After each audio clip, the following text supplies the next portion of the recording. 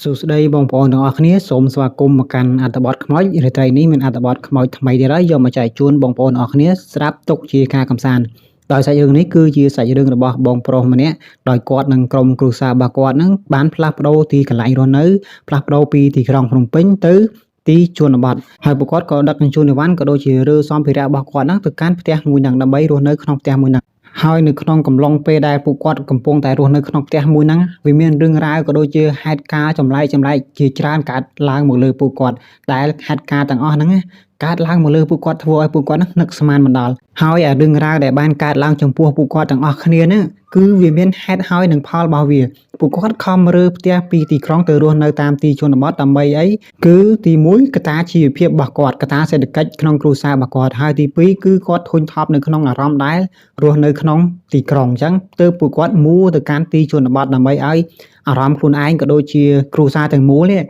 មានអារម្មណ៍ស្រស់បំព្រងប៉ុន្តែនៅចុងក្រោយអ្វីដែលគាត់ទទួលបានពីការផ្លាស់ប្ដូរផ្ទះពីទីក្រុងភ្នំពេញទៅកាន់ទីជនបទហ្នឹងគឺវាធ្វើឲ្យគាត់នេះបាក់ចកេះប៉ុន្តែមុននឹងចូលទៅដល់សាច់រឿងទាំងមូលខ្ញុំសូមចិត្តពុកម៉ែបងប្អូនទាំងអស់គ្នាស្ដាប់រឿងនេះដោយយកចិត្តទុកដាក់ពីព្រោះរឿងហ្នឹងវាមានតួអង្គក៏ដូចជាឈ្មោះតួអង្គរឿងច្រើនបន្តិចអញ្ចឹងស្ដាប់មួយដោយយកចិត្តទុកដាក់ដើម្បីយល់សាច់រឿងហ្នឹងទាំងអស់គ្នាមួយវិញទៀតមុននឹងចូលទៅដល់សាច់រឿងទាំងមូលពឹងបងប្អូនទាំងអស់គ្នាជួយចុច like ជួយ subscribe ដាក់មេដៃមេជើងរួចដាក់សញ្ញាកណ្ដឹងម្នាក់មួយផងអូខេមិននិយាយច្រើនទេឥឡូវយើងចូលទៅដល់សាច់រឿងរបស់យើងទាំងមូលតែម្ដងដោយសាច់រឿងរបស់យើងទាំងមូលហ្នឹងគឺកើតឡើងតាំងពីជាង30ឆ្នាំមុនហើយវាគឺជាសាច់រឿងរបស់បងកុសលនៅក្នុងសាច់រឿងនេះខ្ញុំសូមហៅគាត់ថាបងសល់នៅកដាលទីដាច់ស្រយាលមួយនៅក្នុងខេត្តកំពង់ធំមានផ្ទះចាស់មួយនៅឆ្ងាយនៅដាច់ស្រយាលពីគេហើយអាផ្ទះមួយហ្នឹងមានជញ្ជាំងសឹករិចរិលហើយជុំវិញផ្ទះពោពេញទៅដោយស្មៅដុះដើមឈើតូចដុះព័ទ្ធជុំវិញមើលទៅវាចម្លែកវាគួរឲ្យខ្លាចនិយាយរួមទៅយើងមើលទៅវាហាក់បីដូចជាផ្ទះដែលមនុស្សបោះបង់ចោលផ្ទះដែលគ្មានមនុស្សសម្អាតផ្ទះដែលគ្មានមនុស្សរស់នៅដោយអ្នកភូមិដែលរស់នៅក្នុងតំបន់ហ្នឹងហៅអាផ្ទះមួយហ្នឹងថាគឺជាផ្ទះខ្មោចឬជាផ្ទះខ្មោចទិញពីព្រោះតែផ្ទះមួយហ្នឹងបើលក់គឺលក់ក្នុងតម្លៃថោកចំណែកឲ្យជួលក៏ក្នុងតម្លៃថោកដែរអញ្ចឹងនៅពេលដែលមានអ្នកជួលមានអ្នកមកទិញអាផ្ទះមួយហ្នឹងគឺអ្នកខ្លះមិនបានរស់នៅក្នុងផ្ទះមួយហ្នឹងបានយូរទេអ្នកខ្លះបានតែមួយខែអ្នកខ្លះមិនដល់មួយខែផងអ្នកខ្លះក៏មួយអាទិត្យរស់នៅក្នុងផ្ទះមួយហ្នឹងក៏រើឲ្យបានចេញទៅប៉ុន្តែគេមិនទាន់ដឹងថាផ្ទះមួយហ្នឹងមានរឿងរ៉ាវគឺក៏ហេតុការណ៍អីកើតឡើងនៅក្នុងផ្ទះមួយហ្នឹងទេណាចំណែកឯអ្នកខ្លះអ្នកដែលបានរើវ៉ាន់មកនៅក្នុងផ្ទះមួយហ្នឹងអ្នកខ្លះគាត់តែចូលមកដល់ឃើញតែ 2-3 ថ្ងៃអញ្ចឹងស្រាប់តែបាត់ខ្លួនដោយមិនដឹងមូលហេតុអ្នកភូមិខ្លះចាំមើលថាម្នាក់ហ្នឹងទៅកន្លែងណាផ្លាស់ប្ដូររើទៅវិញទៅពេលណាគឺអ្នកភូមិមិនបានឃើញស្រាប់តែនៅក្នុងផ្ទះមួយហ្នឹងអ្នកដែលនៅក្នុងផ្ទះមួយហ្នឹងបាត់ខ្លួនដោយមិនដឹងមូលហេតុអ្នកខ្លះក៏បានរើចេញអញ្ចឹងទៅអ្នកភូមិក៏ឃើញអ្នកខ្លះមិនបានរើចេញអ្នកភូមិអត់ឃើញគឺបាត់ខ្លួននៅក្នុងផ្ទះហ្នឹងយកតែម្ដងពីព្រោះតែអ្នកភូមិនៅក្នុងតំបន់ហ្នឹងនៅពេលដែលមាននរណាថ្មីឬក៏អ្នកចំណូលថ្មីដែលមករស់នៅក្នុងផ្ទះមួយហ្នឹងគឺអ្នកភូមិហ្នឹងតែងតែតាមដានតែងតែចាំមើលជានិច្ចអញ្ចឹងណាអញ្ចឹងនៅពេលដែលបាត់ម្នាក់ហ្នឹងឬក៏ម្នាក់ហ្នឹងរើចេញក៏អ្នកភូមិដឹងដែរនៅក្នុងតំបន់ហ្នឹងពីព្រោះតែអ្នកភូមិហ្នឹងគឺតែងតែតាមដានតែងតែចាំមើលមនុស្សឬក៏អ្នកចំណូលថ្មីនៅក្នុងផ្ទះមួយហ្នឹងនៅថ្ងៃមួយហ្នឹងគ្រួសាររបស់បងសល់ក៏បានសម្រេចចិត្តថានាំគ្នានឹងផ្លាស់ប្ដូរទៅរស់នៅក្នុងផ្ទះមួយហ្នឹងពួកគាត់អត់ដឹងថាអាផ្ទះមួយហ្នឹងផ្លាស់ប្ដូរជីវិតផ្លាស់ប្ដូរពួកគាត់យ៉ាងម៉េចណាពីព្រោះតែគាត់មិនដឹងពីរឿងរ៉ាវក៏ដូចជាមូលហេតុនៅក្នុងផ្ទះមួយហ្នឹងណាហើយកាលហ្នឹងបងសល់គាត់ទើបតែមានអាយុ 5-10 ឆ្នាំឯណាបងសល់ហើយនឹងឪពុកម្ដាយរបស់គាត់ក៏បានរៀបចំអីវ៉ាន់ក៏ដូចរៀបចំសម្ភារៈអីផ្សេងៗដាក់ទៅលើឡានរួចក៏ចេញដំណើរទៅកាន់ផ្ទះមួយហ្នឹងហើយនៅពេលដែលគាត់ធ្វើដំណើរទៅក៏ទៅដល់ផ្ទះមួយហ្នឹងរួចក៏ឈប់ឡាននៅមុខផ្ទះហ្នឹងក៏ចុះពីលើឡានទាំងគ្រួសាររួចពួកគាត់ហ្នឹងក៏ឈរសម្លឹងទៅកាន់ផ្ទះមួយហ្នឹងទាំងឪពុករបស់បងសល់ទាំងម្ដាយរបស់បងសល់ហើយនិងបងសល់ក៏ឈរសម្លឹងទៅកាន់ផ្ទះមួយហ្នឹងរួចឪពុករបស់បងសល់ក៏និយាយទៅកាន់ប្រពន្ធរបស់គាត់ក៏ដូចជាបងសល់ថាផ្ទះមួយហ្នឹងយើងអាចរស់នៅបានដោយសារតែមើលទៅវាតម្លៃសមរម្យផងហើយណាមួយវាគ្រាន់តែមានសភាពចាស់បន្តិចនៅពេលដែលយើងរស់នៅក្នុងហ្នឹងទៅយើងអាចកែកុនចេះបន្តិចចុះបន្តិចចេះបន្តិចទៅគឺវាអាចទៅជាថ្មី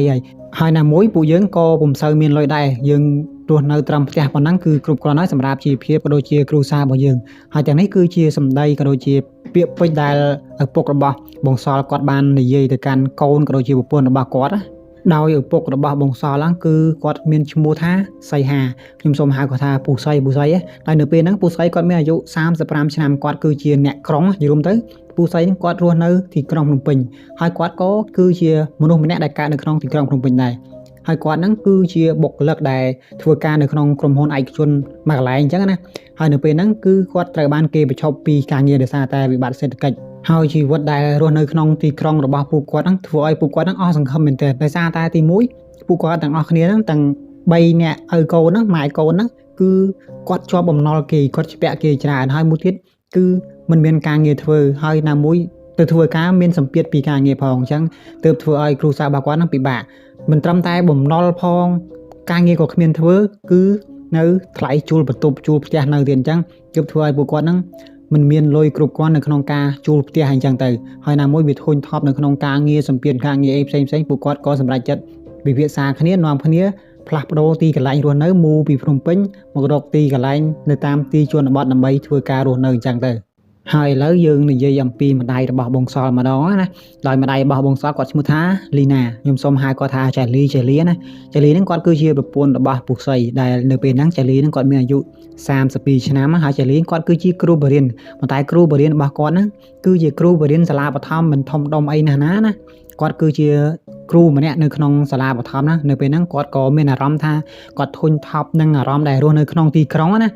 អារម្មណ៍មួយហ្នឹងបើសិនជាបងប្អូនណាដែលរស់នៅក្នុងទីក្រុងនិយាយរួមទៅនិយាយពីបងប្អូនដែលមិនមានផ្ទះខ្លួនឯងនៅក្នុងទីក្រុងបងប្អូនដែលទៅជួលផ្ទះគេនៅពេលដែលយើងក្រោកពីដំណេកឡើងយើងបើកភ្នែកឡើងឃើញតែថ្មឃើញតែមួយច្រកផ្លូវដើរចេញពីបន្ទប់របស់យើងគឺវាមានអារម្មណ៍ថាធុញថប់មានអារម្មណ៍ថាតប់ប្រមល់គឺអារម្មណ៍បែបហ្នឹងអញ្ចឹងទើបម្ដាយរបស់បងសល់នេះចាលីហ្នឹងគឺគាត់សម្រេចចិត្តជាមួយប្តីរបស់គាត់ហ្នឹងថានាំគ្នាទៅទិញផ្ទះមួយនៅតាមទីជនបទរស់នៅតាមទីជនបទដើម្បីឲ្យកូនរបស់គាត់នេះបងសល់នេះគាត់ធំឡើងគាត់នៅក្នុងបរិយាកាសមួយដែលសាមញ្ញមិនស្មុគស្មាញមានភាពស្រស់បំព្រមអញ្ចឹងណានិយាយរួមទៅគឺគាត់ចង់ឲ្យបើកភ្នែកឡើងក្រោកពីដំណេកក្រោកពីគេនៅពេលព្រឹកឡើងគឺឃើញពណ៌ធម្មជាតិធ្វើឲ្យអារម្មណ៍របស់គាត់ហ្នឹងស្រស់ស្រាយតែម្ដងអញ្ចឹងសរុបមកគឺគាត់ចង់ឲ្យអារម្មណ៍របស់គាត់នេះបើកភ្នែកឡើងពីគេមកឃើញធម្មជាតិមកមានអារម្មណ៍ថាស្រស់ស្រាយអញ្ចឹងណាពេលហ្នឹងបងសល់គាត់គឺជាក្មេងម្នាក់ដែលស្វាហាប់និយាយរួមទៅបងសល់គាត់គឺជាក្មេងម្នាក់ដែលក្លាហានបងសល់គាត់ចូលចិត្តអានសៀវភៅអាតកំបាំងចូលចិត្តស្វែងរករឿងអាតកំបាំងអីផ្សេងហើយគាត់ថាគាត់ធំឡើងគាត់ចង់ធ្វើជាអ្នកស៊ើបអង្កេតអីផ្សេងនិយាយរួមទៅបងសល់គាត់ចូលចិត្តរឿងអាតកំបាំងរឿងខ្មោចនិយាយរួមទៅបើសិនជារឿងណាដែលអាតកំបាំងរឿងណាដែលប្លែកគាត់មិនដែរជួបគាត់មិនដែរឃើញហ្នឹងអ្វីដែលបងសល់គាត់ចូលចិត្តយើងនិយាយឲ្យស្រួលស្ដាប់ទៅគឺបងសល់គាត់ចូលចិត្តតាក់ទងទៅនឹងរឿងអាតកំបាំងរឿងវិញ្ញាណរឿងអាគមរឿងព្រលឹងរឿងខ្មោចអីផ្សេងអ្វីដែលអាតកំបាំងគឺបងសល់គាត់ចូលចិត្តបែបហ្នឹងគាត់ថានៅពេលដែលគាត់ធំឡើងគឺគាត់ចង់ក្លាយទៅជាមនុស្សបែបហ្នឹងដោយបងសល់គាត់គឺជាមនុស្សដែលចូលចិត្តភាពអាតកំបាំងអញ្ចឹងនៅពេលដែលគាត់ឃើញផ្ទះមួយហ្នឹងគាត់មិនសប្បាយចិត្តមែនអត់ដោយសារតែផ្ទះមួយហ្នឹងមកទៅវាប្លែកភ្នែកមកទៅវាអាតកំបាំងមកទៅផ្ទះដែលគេទុកចោលអត់មានអ្នកនៅពីមុនមកអញ្ចឹងអាហ្នឹងបងសល់គាត់ឃើញផ្ទះមួយហ្នឹងគាត់ថាគាត់សប្បាយចិត្តគាត់រំភើបខ្លាំងណាពេលហ្នឹងគាត់ក៏លួចស្រែកតិចហើយនិយាយអំពីផ្ទះមួយហ្នឹង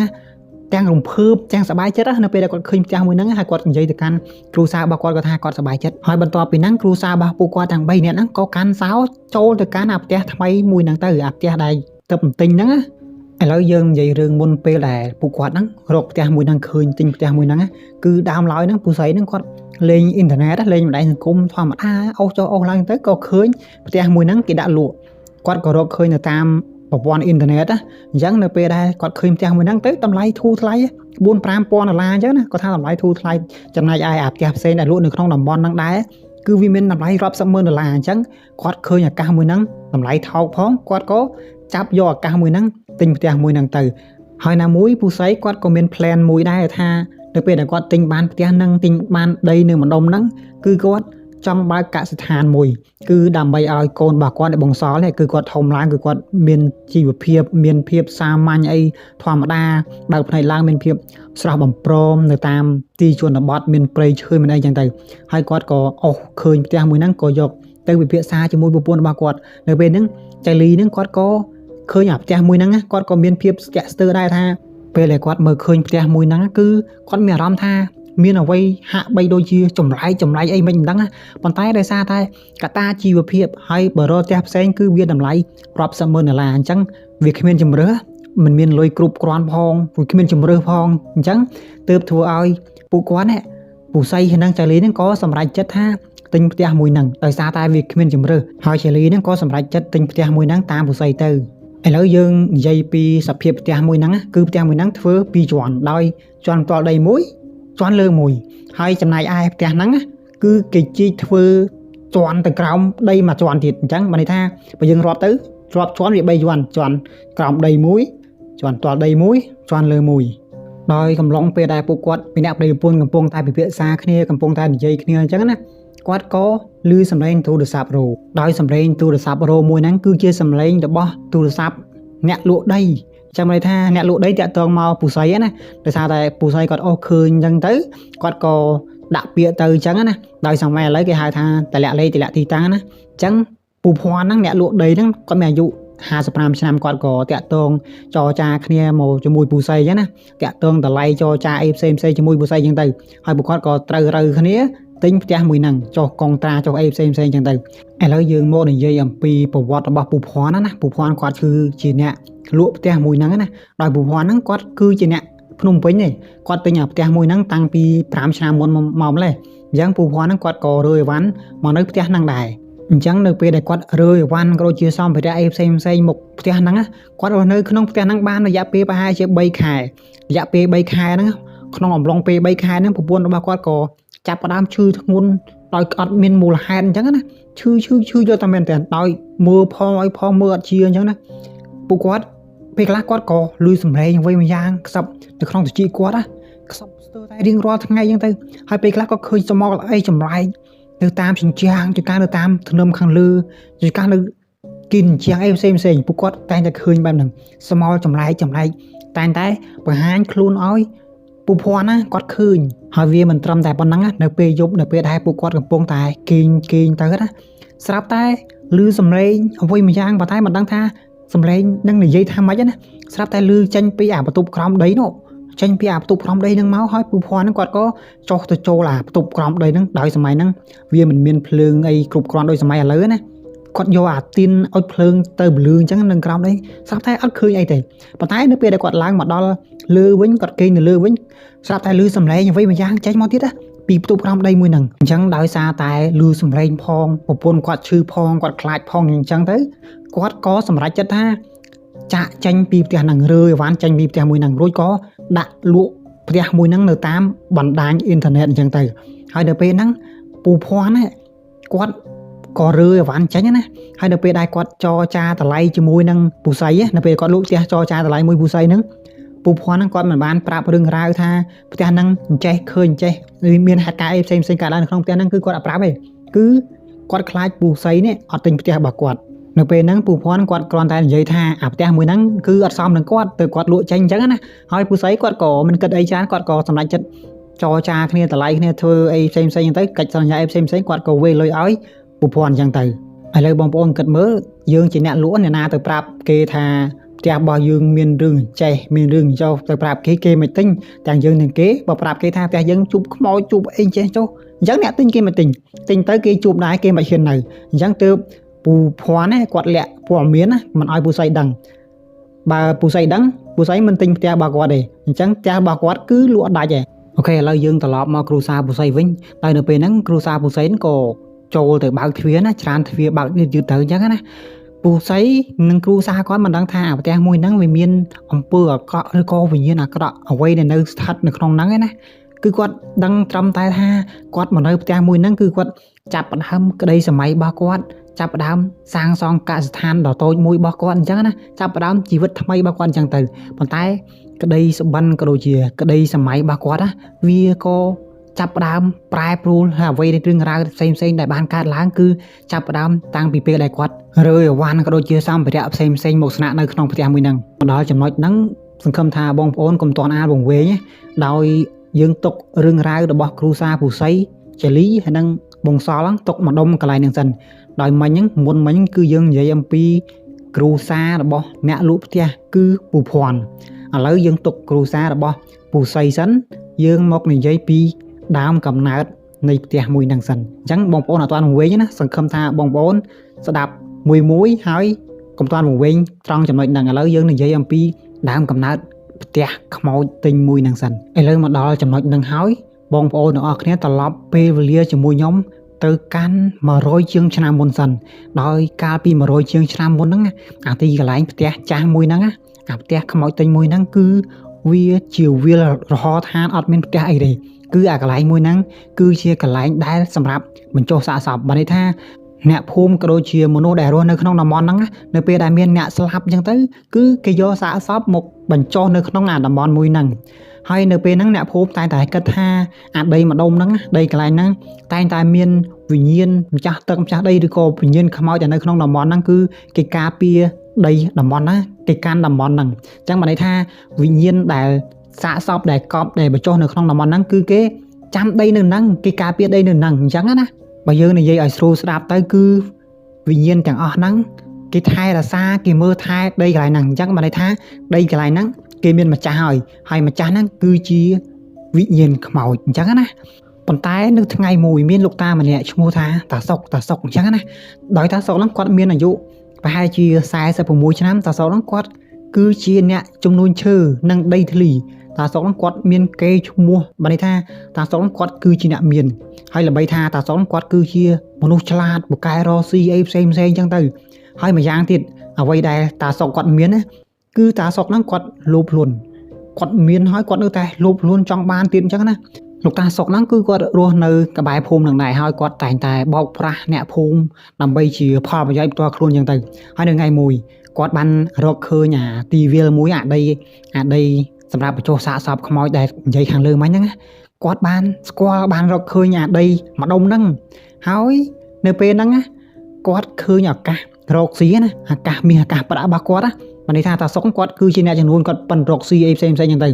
នៅពេលដែលគាត់ឃើញដីម្ដុំហ្នឹងគាត់ក៏បានបញ្ចុះបញ្ចូលអ្នកភូមិហ្នឹងឲ្យលក់អាដីម្ដុំហ្នឹងអាដីដែលបញ្ចុះសាកសពហ្នឹងទៅឲ្យគាត់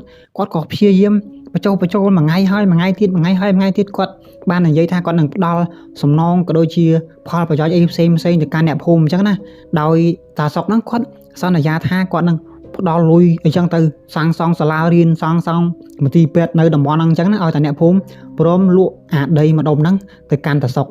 ដោយការបញ្ចុះបញ្ចូលរបស់តាសុកដែលសន្យាថានឹងឲ្យអ្វីគ្រប់យ៉ាងទៅកាន់អ្នកភូមិអញ្ចឹងដើម្បីបានដីម្ដុំហ្នឹងណាអញ្ចឹងអ្នកភូមិក៏ឡើងថាលុយបាំងមុខក៏សម្រេចចិត្តថាលក់អាដីហ្នឹងទៅឲ្យតាសុកអញ្ចឹងនៅពេលដែលអ្នកភូមិលក់ដីហ្នឹងទៅកាន់តាសុកហើយឲ្យតាសុកហើយហ្នឹងគឺតាសុកហ្នឹងគាត់មិនបានធ្វើតាមការសន្យារបស់គាត់នោះទេគឺគាត់មិនបានសាងសង់សាលារៀនសាងសង់ភូមិឬក៏មន្ទីរពេទ្យអីផ្សេងសម្រាប់អ្នកភូមិនោះទេគឺតាសុកគាត់ផ្ដល់ឲ្យតែលុយថ្លៃដីអញ្ចឹងណាអញ្ចឹងតាសុកហ្នឹងគាត់សន្យាខ្យល់មែនអត់ហើយអ្នកភូមិក៏គិតថាអូខេធ្វើម៉េចបើតាសុកគាត់មិនធ្វើតាមសន្យាព្រោះអ្នកភូមិគាត់ក៏ដឹងថាតាសុកហ្នឹងក៏ជាមនុស្សដែលលោភលន់មិនសូវធ្វើតាមសន្យាអញ្ចឹងដែរប៉ុន្តែដោយលុយបាំងមកគាត់ក៏ផ្លយមាត់ថាលក់ដីម្ដុំហ្នឹងឲ្យតាសុកមកពេលអញ្ចឹងក៏លក់ទៅអញ្ចឹងតាសុកហ្នឹងគាត់ក៏ចាប់ផ្ដើមបំផ្លាញអាភ្នោដែលបញ្ចុះសពនៅលើដីហ្នឹងអញ្ចឹងណាគាត់ចាប់ផ្ដើមឲ្យគេធ្វើឲ្យគេឈូសឆាយអាភ្នោដែលបានបញ្ចុះនៅហ្នឹងអស់លីងនៅពេលដែលគាត់អំឡុងពេលដែលគាត់កំពុងតែឈូសឆាយកំពុងតែរើភ្នោហ្នឹងលោកតាសុកណាគឺគាត់ពុំបានធ្វើពិធីគោរពឬក៏ធ្វើពិធីអីផ្សេងសុំទោសសុំកន្លែងសុំដីឈូសឆាយចេញណាគឺតាសុកមិនបានធ្វើពិធីទាំងអស់ហ្នឹងទេគឺនៅពេលហ្នឹងតាសុកគាត់ក៏បានយកអាឈើពីព្រៃមកធ្វើផ្ទះកម្មករដើម្បីសាងសង់ផ្ទះឲ្យគាត់បានន័យថាតាសុកហ្នឹងគាត់យកអាឈើពីព្រៃតែឈើនោះជាប្រភេទឈើដែលមានតម្លៃឈើថ្លៃព្រោះតាសុកគាត់គឺជាអ្នកមានអញ្ចឹងអ្វីដែលគាត់ប្រើប្រាស់គឺជារបស់ដែលមានតម្លៃអញ្ចឹងគាត់យកអាឈើហ្នឹងឲ្យកម្មករហ្នឹងគាត់សាងសង់រោងនៅលើដីហ្នឹងហើយ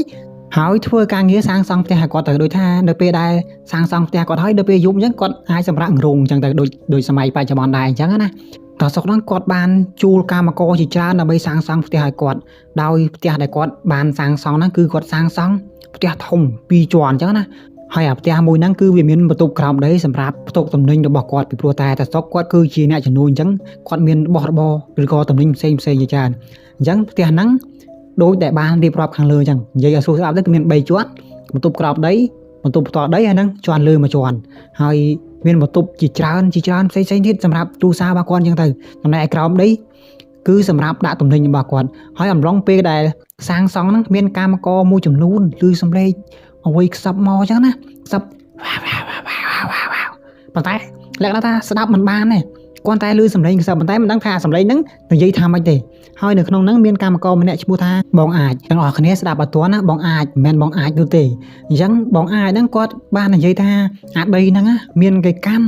មានព្រលឹងគេកាន់នៅហ្នឹងបានជាអ្នកខ្លះឮសំឡេងខ្សឹបអ្នកខ្លះឮអញ្ចេះអ្នកខ្លះឮអញ្ចោះអញ្ចឹងហើយនៅពេលហ្នឹង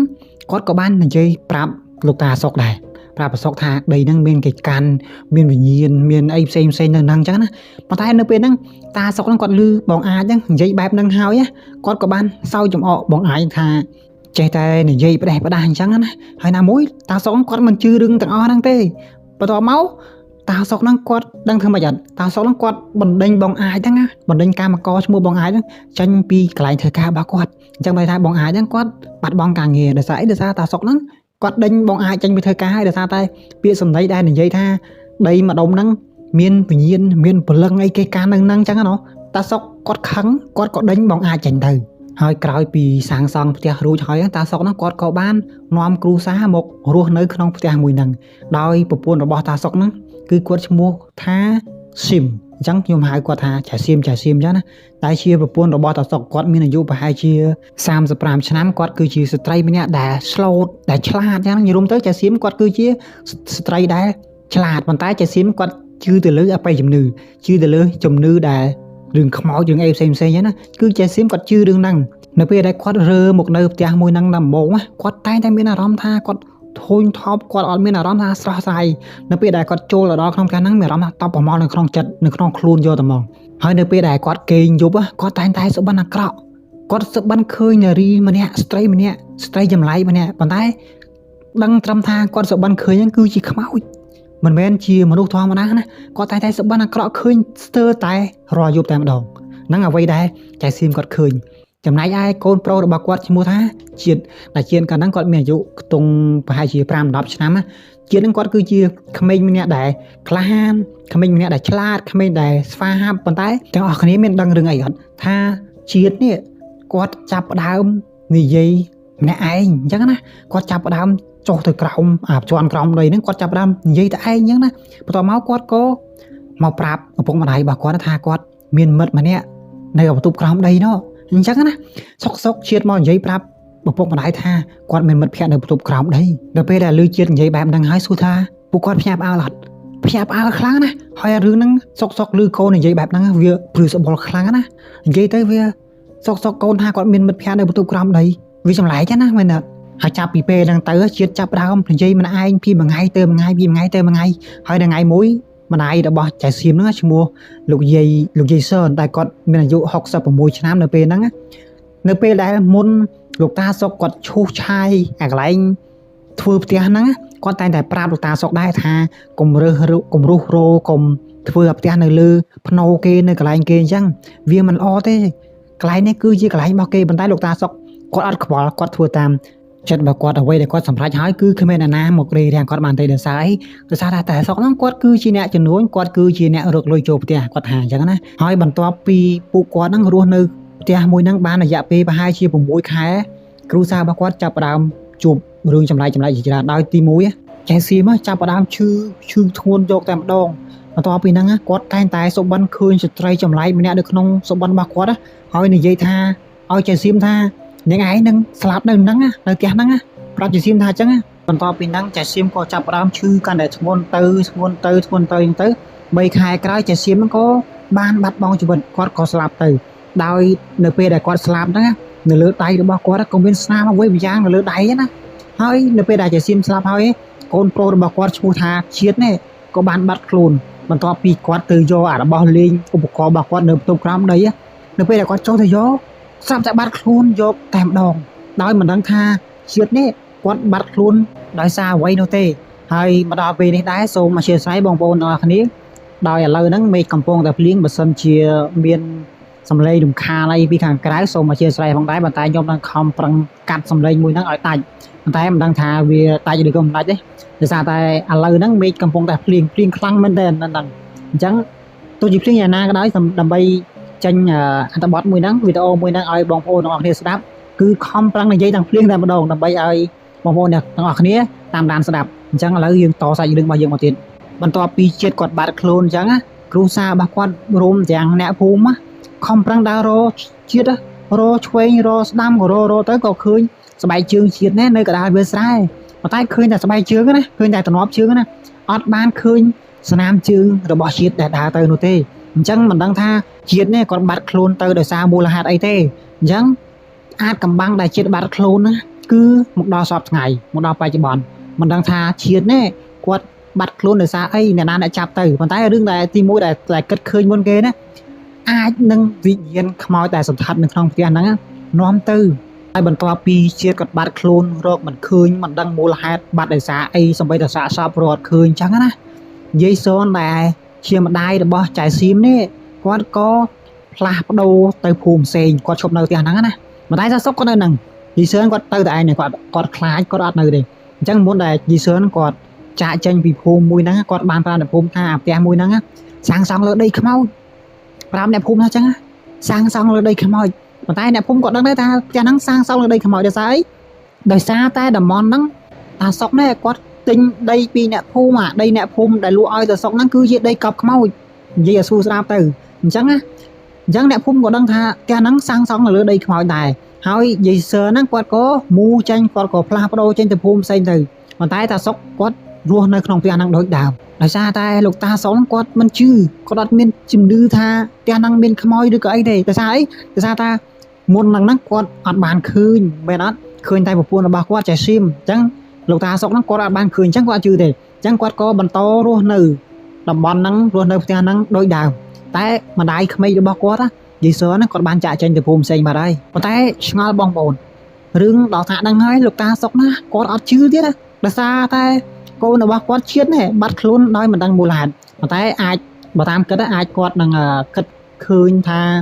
កូនរបស់គាត់នេះអាចទៅលេងអីផ្សេងណាឆ្ងាយផ្សេងអញ្ចឹងទៅកន្លែងទីតាំងណាឆ្ងាយផ្សេងគេចាប់បាត់ឬក៏អីបាត់ប៉ុន្តែនៅក្នុងជំនាន់ហ្នឹងនៅក្នុងពេលហ្នឹងដែរគឺតាសុកហ្នឹងគាត់មិនបានតាមរកកូនរបស់គាត់ទេគឺអ្នកដែលតាមរកហ្នឹងមានតែអ្នកភូមិហ្នឹងលោកយាយដែលជាយាយរបស់ជាតិណាលោកយាយសឺនណាជាអ្នកតាមរកនោះទេលោកតាសុកគាត់ហើយគាត់ធ្វើធម្មតាគាត់ថា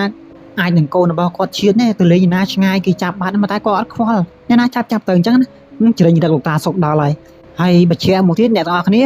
លោកតាសុកណាគាត់គឺជាមនុស្សម្នាក់ដែលមិនសូវខ្វល់ខ្វាយពីគ្រូសាមិនសូវខ្វល់ខ្វាយផ្សេងទេគាត់គិតតែរឿងរស់ស៊ីរបស់គាត់ទេអញ្ចឹងទើបកូនរបស់គាត់បាត់ទាំងមូលគាត់អត់សូវខ្វល់ខ្វាយអញ្ចឹងណាអូខេឥឡូវបន្ទាប់មកទៀតលោកតាសុកក៏ចាប់ផ្ដើមឃើញណាឃើញចៅសៀមដែលជាប្រពន្ធរបស់គាត់ណាចាប់ផ្ដើមឃើញរូបភាពចៅសៀមហ្នឹងនៅជុំវិញជញ្ជាំងផ្ទះនៅជាន់តលដីនៅលើធ្នឹមនិយាយរួមទៅញាតិណាក៏ឃើញចៅសៀមដែរនៅពេលហ្នឹងតាសុកចាប់ផ្ដើមឃើញអ្វីចម្លែកជាច្រើនហើយគាត់ចាប់ផ្ដើមជឿណាដល់ពេលយូរទៅនៅថ្ងៃមួយតាសុកក៏ចាប់ផ្ដើមឮសំឡេងខ្សឹបអ្វីមួយយ៉ាងមកកាន់ទៅជីគាត់ថាឯងនឹងជាប់នៅទីនេះគាត់ឮសំឡេងបែបហ្នឹងគឺឮរាល់ថ្ងៃតែម្ដងគាត់ឮសំឡេងផងគាត់ឃើញរូបភាពផងអញ្ចឹងណានៅពេលដែលយូរទៅលោកតាសុកណាក៏ចាប់ផ្ដើមធ្លាក់ខ្លួនឈឺហើយក៏ចាប់ផ្ដើមស្គូតណាបន្ទាប់ពីហ្នឹងទៅលោកតាសុកហ្នឹងគាត់ក៏ស្លាប់នៅក្នុងផ្ទះហ្នឹងទៅដោយសាកសពរបស់គាត់នៅពេលដែលគាត់ស្លាប់ហ្នឹងណាគឺមានស្នាមអ្វីមួយយ៉ាងខ្វេះខ្វាយពេញខ្លួនរបស់គាត់អញ្ចឹងណាមានស្នាមខ្វេះមានស្នាមអីពេញហ្នឹងហើយអ្នកភូមិដែលនៅតំបន់ហ្នឹងជឿថាតាសុកស្លាប់ហ្នឹងគឺជាស្នាដៃរបស់ចៅសៀមដោយសារតែចៅសៀមហ្នឹងគាត់ស្លាប់ទៅគាត់ប្រែក្លាយវិញ្ញាណរបស់គាត់ហ្នឹងគឺជាវិញ្ញាណអាក្រក់តែងតែបង្ហាញខ្លួនបង្ហាញរូបភាពឲ្យតាសុកឃើញបន្លាចតាសុកឲ្យតាសុកខ្លាចឲ្យនិយាយសម្លេងខ្សឹបអ្វីមួយយ៉ាងរាល់យប់ថាតាសុកហ្នឹងតែឯងនឹងនៅជាប់នៅនឹងរាល់យប់អញ្ចឹងណាអាហ្នឹងជាសម្លេងគឺជាអ្វីគឺជាទង្វើរបស់ចាស្គីមនេះគាត់ធ្វើដាក់ប្តីរបស់គាត់មែនអត់ហើយមកដល់ចំណុចហ្នឹងច្បាស់ជាបងប្អូនឆ្ងល់ថាហេតុអីចាស៊ីមនេះគាត់ធ្វើបាបប្តីរបស់គាត់មកដល់ចំណុចហ្នឹងមិនទុកឲ្យបងប្អូនចាំយូរទេនឹងខ្ញុំនឹងប្រាប់ពីមូលហេតុថាហេតុអ្វីបានជាចាស៊ីមនេះគាត់ធ្វើបាបប្តីរបស់គាត់ដល់ស្លាប់អញ្ចឹងណាអញ្ចឹងមុនពេលដែលចាស៊ីមស្លាប់យើងឃើញស្នាមខ្វាចស្នាមខ្វែអ្វីម្យ៉ាងនៅលើម្រាមដៃរបស់គាត់ហ្នឹងមែនអត់អញ្ចឹងនៅពេលដែលចាស៊ីមស្លាប់នេះវិញ្ញាណរបស់ចាស៊ីមត្រូវវិញ្ញាណខ្មោចដទៃទៀតបានន័យថាវិញ្ញាណខ្មោចដែលជាម្ចាស់ដីវិញ្ញាណខ្មោចដែលជាម្ចាស់ភ្នោតាសុកគាត់ឈូសឆាយហ្នឹងណា គឺជាអ្នកគ្រប់គ្រងវិញ្ញាណរបស់ចែស៊ីមអញ្ចឹងនៅពេលដែលវិញ្ញាណទាំងអស់ហ្នឹងគ្រប់គ្រងវិញ្ញាណរបស់ចែស៊ីមប្រើចែស៊ីមធ្វើនេះធ្វើនោះអញ្ចឹងចែស៊ីមក៏នឹងធ្វើតាមអញ្ចឹងទើបធ្វើឲ្យវិញ្ញាណរបស់ចែស៊ីមនេះមកបង្ហាញខ្លួនដាក់តាសុកមកខ្សឹបដាក់តាសុកធ្វើអញ្ចេះធ្វើអញ្ចោះមកធ្វើឲ្យតាសុកហ្នឹងធ្លាក់ខ្លួនឈឺតាសុកគាត់ធ្លាក់ខ្លួនឈួតអញ្ចឹងរហូតដល់គាត់ស្លាប់បាត់បង់ជីវិតនេះគឺជាអ្វីដែលបងប្អូនឆ្ងល់នៅចំណុចហ្នឹងប៉ុន្តែមិនទាន់ចប់ទេនៅមានទៀតស្នាមនៅលើសាកសពរបស់តាសុកហ្នឹងស្នាមខ្វេស្នាមខ្វាយអ្វីមួយយ៉ាងហ្នឹងគឺជាស្នាមដែលសងមកកាន់តាសុកវិញដោយសារអីដោយសារតែតាសុកនេះទៅឈូសឆាយទៅភ្នោគេកាចក៏កាយភ្នោគេអញ្ចឹងណាកន្លែងគេនៅអញ្ចឹងគឺអាទង្វើបែបហ្នឹងទើបធ្វើឲ្យនៅពេលដែលគាត់ស្លាប់នេះទើបមានស្នាមខ្វេស្នាមខ្វាយពេញសាកសពរបស់គាត់អញ្ចឹងណានេះគឺជាអ្វីដែលសងត្រឡប់មកតាសុកវិញហើយមួយវិញទៀតអ្នកភូមិនៅតំបន់ហ្នឹងជឿថាអវិញ្ញាណទាំងអស់ហ្នឹងនឹងដាក់ផ្ទោសអ្នកដែលនៅរស់នៅតំបន់ហ្នឹងដែរដោយសារអីអ្នកដែលនៅតំបន់ហ្នឹងគឺគាត់លក់ដីឲ្យតាសុកគាត់សាងសង់ផ្ទះឈូសឆាយផ្ទះអញ្ចឹងណាហើយបន្ទាប់ពីហ្នឹងមកផ្ទះរបស់ហ្នឹងចាប់ផ្ដើមទុកចោលអត់មានអ្នកនៅទេចាប់ផ្ដើមទុកចោលអស់ជាច្រើនឆ្នាំប៉ុន្តែអាផ្ទះមួយហ្នឹងវិញ្ញាណដែលសន្តិដ្ឋនៅក្នុងផ្ទះមួយហ្នឹងมันបានសាបសូន្យទេมันបានទៅណាទេគឺវានៅសន្តិដ្ឋនៅក្នុងផ្ទះហ្នឹងអញ្ចឹងន័យថាវិញ្ញាណខ្មោចដែលបានបញ្ចុះនៅក្រោមហ្នឹងគាត់មកនៅផ្ទះក្នុងហ្នឹងទាំងអស់គ្នាតែម្ដងដោយសារតែតាសុកយើងគិតធម្មតាទៅគឺគាត់ធ្វើផ្ទះឲ្យខ្មោចនៅហ្នឹងមកឈូសផ្ទះគេចោលហើយគេទៅនៅណាអញ្ចឹងវិញ្ញាណទាំងអស់ហ្នឹងគេមិនប្រមូលផ្ដុំគ្នាមកនៅផ្ទះមួយហ្នឹងហើយបន្ទាប់ពីហ្នឹងយូរទៅអាផ្ទះមួយហ្នឹងក៏ចាប់ផ្ដើមคล้ายទៅជាអាចកំបាំងសម្រាប់មនុស្សជំនាន់ក្រោយណាអញ្ចឹងក៏คล้ายជាអាចកំបាំងសម្រាប់មនុស្សជំនាន់ក្រោយគាត់ស្រាវជ្រាវគាត់ស្វែងរកមូលហេតុអីបានជាផ្ទះហ្នឹងទុកចោលអីអញ្ចឹងផ្សេងអញ្ចឹងណាហើយទាំងនេះគឺជារឿងរ៉ាវដែលបានកើតឡើងនៅក្នុងផ្ទះមួយហ្នឹងហើយគឺជាមូលហេតុអីបានជាផ្ទះហ្នឹងត្រូវបានសាងសង់ឡើងដោយសារតែការសាងសង់របស់តាសុកគាត់ជាអ្នកសាងសង់ហើយបន្ទាប់ពីលោកតាសុកគាត់អ្នកសាងសង់ហើយគាត់ស្លាប់បាត់ទៅបន្ទាប់ពីលោកតាសុកគាត់ស្លាប់បាត់ហើយអស់រយៈពេលជាច្រើនឆ្នាំក្រោយមកក៏មានអ្នកទៅនៅផ្ទះហ្នឹងថ្មីមកគ្រួសារទៀតអញ្ចឹងមកដល់ចំណុចហ្នឹងដែរសង្ឃឹមថាបងប្អូនអត់ទាន់មកវិញណាយើងបញ្ចប់ត្រឹមលោកតាសុកគាត់ស្លាប់នឹងគាត់សង់ផ្ទះហើយគាត់ស្លាប់ទៅអញ្ចឹងអស់រយៈពេលប្រហែលជាច្រើនឆ្នាំក្រោយមកមានគ្រួសារមួយគ្រួសារទៀតចូលមករស់នៅក្នុងផ្ទះមួយហ្នឹងដោយគ្រួសារមួយហ្នឹងគឺជាអ្នកចំនួនដែរគាត់មកពីទីក្រុងភ្នំពេញណាគាត់បានទិញផ្ទះមួយហ្នឹងប៉ុន្តែអត់ដឹងថាគ្រួសារមួយហ្នឹងគាត់ទិញផ្ទះពីណាគេទេពួកគាត់សង្ឃឹមថាគាត់ទិញផ្ទះមួយហ្នឹងទុកគ្រាន់តែជាការលំហែកាយលំហែអារម្មណ៍បានន័យថាផ្ទះរបស់គាត់នៅទីក្រុងភ្នំពេញអញ្ចឹងគាត់ចង់លំហែអារម្មណ៍គាត់ចង់មកលេងផ្ទះគាត់ចង់មានអារម្មណ៍ស្រស់ស្រាយអញ្ចឹងគាត់មកលេងជនបទអញ្ចឹងទៅគាត់ចូលផ្ទះរបស់គាត់អញ្ចឹងផ្ទះរបស់គាត់មាននៅជនបទមួយនៅពេញមួយថ្ងៃណាគាត់ចង់មកលេងនៅជនបទស្រស់ស្រាយស្រូបខ្យល់អាកាសអីផ្សេងគាត់មកជនបទនិយាយរួមទៅគឺគាត់ទិញផ្ទះសម្រាប់លំហែនៅតាមជនបទនៅពេលដែលគាត់ទំនេរពីការងារអីផ្សេងពីចំនួនពីមុខរបរអីផ្សេងរបស់គាត់ទៅប៉ុន្តែអ្វីដែលគាត់គិតហ្នឹងគឺវាខុសទៅនឹងផែនការដែលគាត់បានគ្រោងទុកពីមុនមកហ្នឹងអញ្ចឹងអ្វីដែលគាត់គិតគឺខុសអ្វីដែលជាក់ស្ដែងនៅថ្ងៃមួយគ្រួសាររបស់គាត់ក៏បានចាប់ផ្ដើមរើទៅនៅកន្លែងហ្នឹងបានន័យថាគាត់ចាប់ផ្ដើមថ្ងៃចុងសប្ដាហ៍គាត់ទៅសម្រាទៅលំហែនៅហ្នឹងអញ្ចឹងណាហើយគាត់ក៏ទៅជាមួយកូនស្រីម្នាក់បានន័យថាគ្រួសារមួយហ្នឹងមានគ្នា3នាក់ដែរឪពុកម្ដាយ2នាក់ហើយនឹងកូនស្រីម្នាក់ឈ្មោះថាគុនធាបន្ទាប់ពីចូលទៅដល់ផ្ទះមួយហ្នឹងគុនធាចាប់ផ្ដើមនិយាយម្នាក់ឯងណានៅពេលហ្នឹងគុនធាក៏ចាប់ផ្ដើមដើរហើយនិយាយម្នាក់ឯងទៅហើយឪពុកម្ដាយរបស់គាត់ក៏ពុំបានចាប់អារម្មណ៍ដែរហើយសកម្មភាពដែលគុនធានិយាយម្នាក់ឯងគឺដូចទៅនឹងជាតិអញ្ចឹងដែរកាលហ្នឹងជាតិក៏បានដើរនិយាយម្នាក់ឯងថាមានមិត្តភក្តិអីនៅក្រោមដីអញ្ចឹងដែរឥឡូវមកដល់គុនធាគឺគុនធាបែបហ្នឹងទៀតអញ្ចឹងគុនធាក៏ចាប់ផ្ដើមនិយាយម្នាក់ឯងណាហើយក៏ថ្ងៃមួយគុនធាហ្នឹងចាប់ផ្ដើមនិយាយម្នាក់ឯងដដែលអញ្ចឹងហើយឪពុកម្ដាយរបស់គាត់ក៏សួរគុនធាថាគាត់ឯងនិយាយមួយណាគេហើយគុនធាក៏ឆ្លើយថានិយាយជាមួយមិត្តភក្តិអញ្ចឹងណាដល់ពេលហ្នឹងដែរឪពុកម្ដាយរបស់គាត់ក៏មិនបានចាប់អារម្មណ៍ពីសម្ដីរបស់គុនធានិយាយដែរហើយនៅថ្ងៃមួយគុនធាហ្នឹងក៏ចាប់ផ្ដើមគូគំនូអ្វីម្យ៉ាងគូចេញជាស្ត្រីមានរូបរាងចម្លែកយ៉ាងវិញម្យ៉ាងនៅលើជញ្ជាំងណាហើយនៅពេលដែលគុនធាគាត់គូហើយឪពុកម្ដាយរបស់គាត់ក៏ឃើញអញ្ចឹងហើយក៏សួរគាត់ថាគាត់ឯងគូរូបអីគេហើយគុនធាហ្នឹងក៏មិនបានឆ្លើយអីដែរក៏បាននិយាយថានាងនៅហ្នឹងនិយាយបែបហ្នឹងអញ្ចឹងណានៅពេលហ្នឹងឪពុកម្ដាយរបស់គុនធានេះ ก็មិនបានគិតអីច្រើនវែងឆ្ងាយដែរគាត់ក៏មិនបានសម័យអីផ្សេងទៅលើអបិយជំនឿអីផ្សេងដែរហើយពួកគាត់ក៏បានគិតថានេះគ្រាន់តែជាការសម័យរបស់ក្មេងណាគាត់គិតអីផ្សេងចឹងទៅគាត់ក៏ចេះតែគូទៅអ្វីដែលគាត់គិតឃើញគាត់ចេះតែគូទៅអាហ្នឹងគឺអ្វីដែលឪពុកម្ដាយរបស់គុនធាគិតប៉ុន្តែនៅយប់មួយគុនធាក៏ចុះមកក្រោមនៅពេលដែលចុះមកក្រោមឪពុកម្ដាយរបស់គាត់ក៏សួរដែរថាកូនឯងទៅណាតមកគុនធាក៏ថាទៅជួបមិត្តភក្តិនៅក្រោមដីនៅបន្ទប់ក្រោមដីអញ្ចឹងណានៅពេលហ្នឹងឪពុកម្ដាយរបស់គាត់ឮហើយក៏ចាប់ផ្ដើមព្រួយស្បល់ណាព្រួយស្បល់ខ្ញាក់យកមកហើយគុនធាក៏ដើរចុះមកក្រោមបន្ទប់ក្រោមដីហ្នឹងទៅនៅពេលដែលគុនធាចុះមកបន្ទប់ក្រោមដីហ្នឹងគាត់មកហ្នឹងគឺគាត់មកតែឯងទេនៅពេលដែលគាត់ចុះទៅ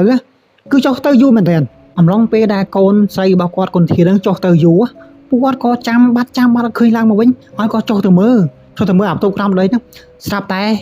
បាត់កូនស្រីរបស់គាត់នេះគុនធានេះមិនដឹងទៅណាទេនៅពេលហ្នឹងឪពុកម្ដាយរបស់គុនធាចាប់ផ្ដើមឆោឡោចុះឆោឡោឡើងក៏ស្រែកហៅនៅភូមិឲ្យជួយដើររកកូនស្រីរបស់គាត់អញ្ចឹងណាប៉ុន្តែ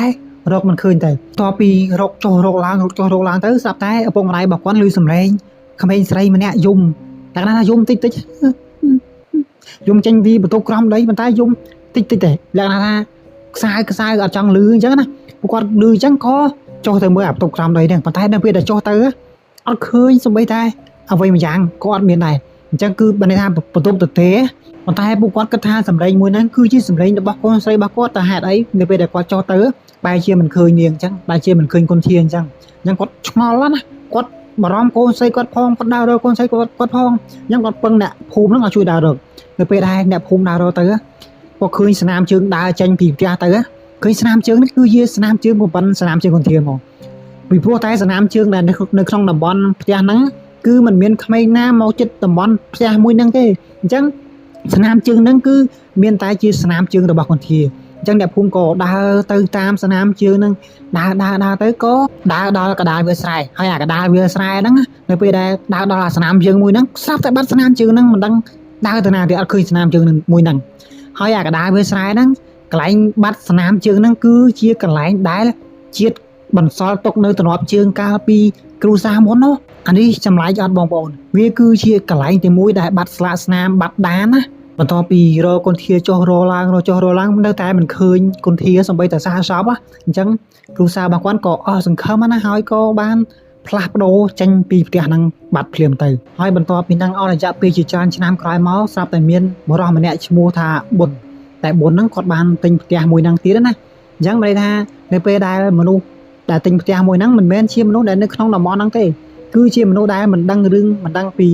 ហេតុផលមិនដឹងពីមានរឿងអ្វីមួយយ៉ាងដែលនៅក្នុងផ្ទះហ្នឹងកើតនៅក្នុងផ្ទះហ្នឹងគឺជាអ្នកទិញអញ្ចឹងសរុបមកអ្នកដែលទិញផ្ទះមួយហ្នឹងគឺជាអ្នកដែលមិនដឹងពីរឿងរ៉ាវដែលបានកើតឡើងនៅក្នុងផ្ទះមួយហ្នឹងហើយបុនហ្នឹងគាត់ក៏បានទិញផ្ទះមួយហ្នឹងដើម្បីធ្វើជាសន្តាគារតូចមួយសម្រាប់ជួលអញ្ចឹងណានៅពេលដែលបងបុនហ្នឹងគាត់ទិញផ្ទះហ្នឹងហើយក៏ចាប់ផ្ដើមជួសជុលផ្ទះហ្នឹងដើម្បីឲ្យវាប្រែក្លាយវាឲ្យកាន់តែស្រស់ស្អាតសមជាសន្តាគារអញ្ចឹងណានៅពេលដែលគាត់ជួសជុលហើយគាត់ក៏ចូលមកនៅក្នុងផ្ទះមួយហ្នឹងនៅពេលដែលគាត់ចូលនៅក្នុងផ្ទះមួយហ្នឹងអ្វីគ្រប់យ៉ាងចាប់ផ្ដើមកើតឡើងដល់ថ្ងៃមួយនៅពេលដែលបងបុនហ្នឹងគាត់ចូលនៅក្នុងបន្ទប់ក្រោមដីគាត់ក៏ឃើញឆ្អឹងមនុស្ស 3-4 នាក់នៅក្នុងហ្នឹងណាឃើញឆ្អឹងមនុស្សនៅក្នុងបន្ទប់ក្រោមដីហ្នឹងប៉ុន្តែមិនដឹងថាជាឆ្អឹងរបស់នរណាទេនៅពេលយប់គាត់ក៏ឮសំឡេងស្រែកឮសំឡេងយំចេញពីជញ្ជាំងផងចេញពីបន្ទប់ក្រោមដីផងហើយពេលខ្លះឃើញសមោលស្ត្រីម្នាក់ឈរនៅអាផ្លូវមុខផ្លូវចុះទៅក្រោមដីមុខរបៀងផ្លូវចុះទៅក្រោមដីឃើញស្ត្រីម្នាក់ឈរនៅមុខផ្លូវហ្នឹងផងគាត់ក៏មានអារម្មណ៍ថាមានអ្វីមួយយ៉ាងចាប់ជើងគាត់នៅពេលគាត់ដើរទៅចាប់ជើងគាត់ទាញគាត់ចូលទៅក្នុងអាបន្ទប់ក្រោមដីមួយនេះអញ្ចឹងបែរថាអាបន្ទប់ក្រោមដីហ្នឹងគឺជាបន្ទប់ដាក់សាកសពអ្នកដែលស្លាប់មុនហើយបានជានៅពេលដែលបងបុនគាត់ចុះទៅគាត់ឃើញឆ្អឹងប៉ុន្តែអ្វីមួយយ៉ាងដែលឆ្ងល់នោះគឺអ្នកមុនមិនដឹងថាសាកសពរបស់គាត់នេះស្លាប់នៅម្ដុំណាហើយកាន់មិនឃើញឆ្អឹងនៅហ្នឹងអញ្ចឹងណានៅពេលហ្នឹងបងបុនគាត់ខំរើយកតែមែនតើដើម្បីរួចខ្លួនចេញពីអ្វីមួយយ៉ាងដែលបានចាប់ទាញជើងគាត់ចូលទៅក្នុងបន្ទប់ក្រោមដីហ្នឹងគាត់ថាខំរើចុះរើឡើងបន្ទាប់មកបងបុនហ្នឹងគាត់ក៏រើរួចពីអ្វីមួយយ៉ាងដែលបានចាប់ជើងគាត់អស់ទៅបន្ទប់ក្រោមដីហ្នឹងគាត់រើរួចហើយគាត់ក៏រត់ចេញពីផ្ទះមួយហ្នឹងសំបីតែទ្រព្យសម្បត្តិអ្វីមួយយ៉ាងក៏គាត់មិនយកទៅដែរគឺគាត់រត់ទៅតែខ្លួនរបស់គាត់ទុកទ្រព្យសម្បត្តិគាត់ចោលនៅក្នុងផ្ទះមួយហ្នឹង ហើយអ្នកភូមិនៅតំបន់ហ្នឹងក៏និយាយថាផ្ទះមួយហ្នឹងគឺវាមានម្ចាស់ហើយមិនមានអ្នកណាម្នាក់ផ្សេងអាចមកនៅក្នុងផ្ទះហ្នឹងបានទេដោយសារអីដោយសារផ្ទះហ្នឹងមានម្ចាស់មានពលិកមានអ្នកការពារនៅហ្នឹងហើយអញ្ចឹងយើងអ្នកក្រៅដែលជាមនុស្សធម្មតាមិនអាចទៅនៅក្នុងផ្ទះហ្នឹងបានទេយើងឧទាហរណ៍ថា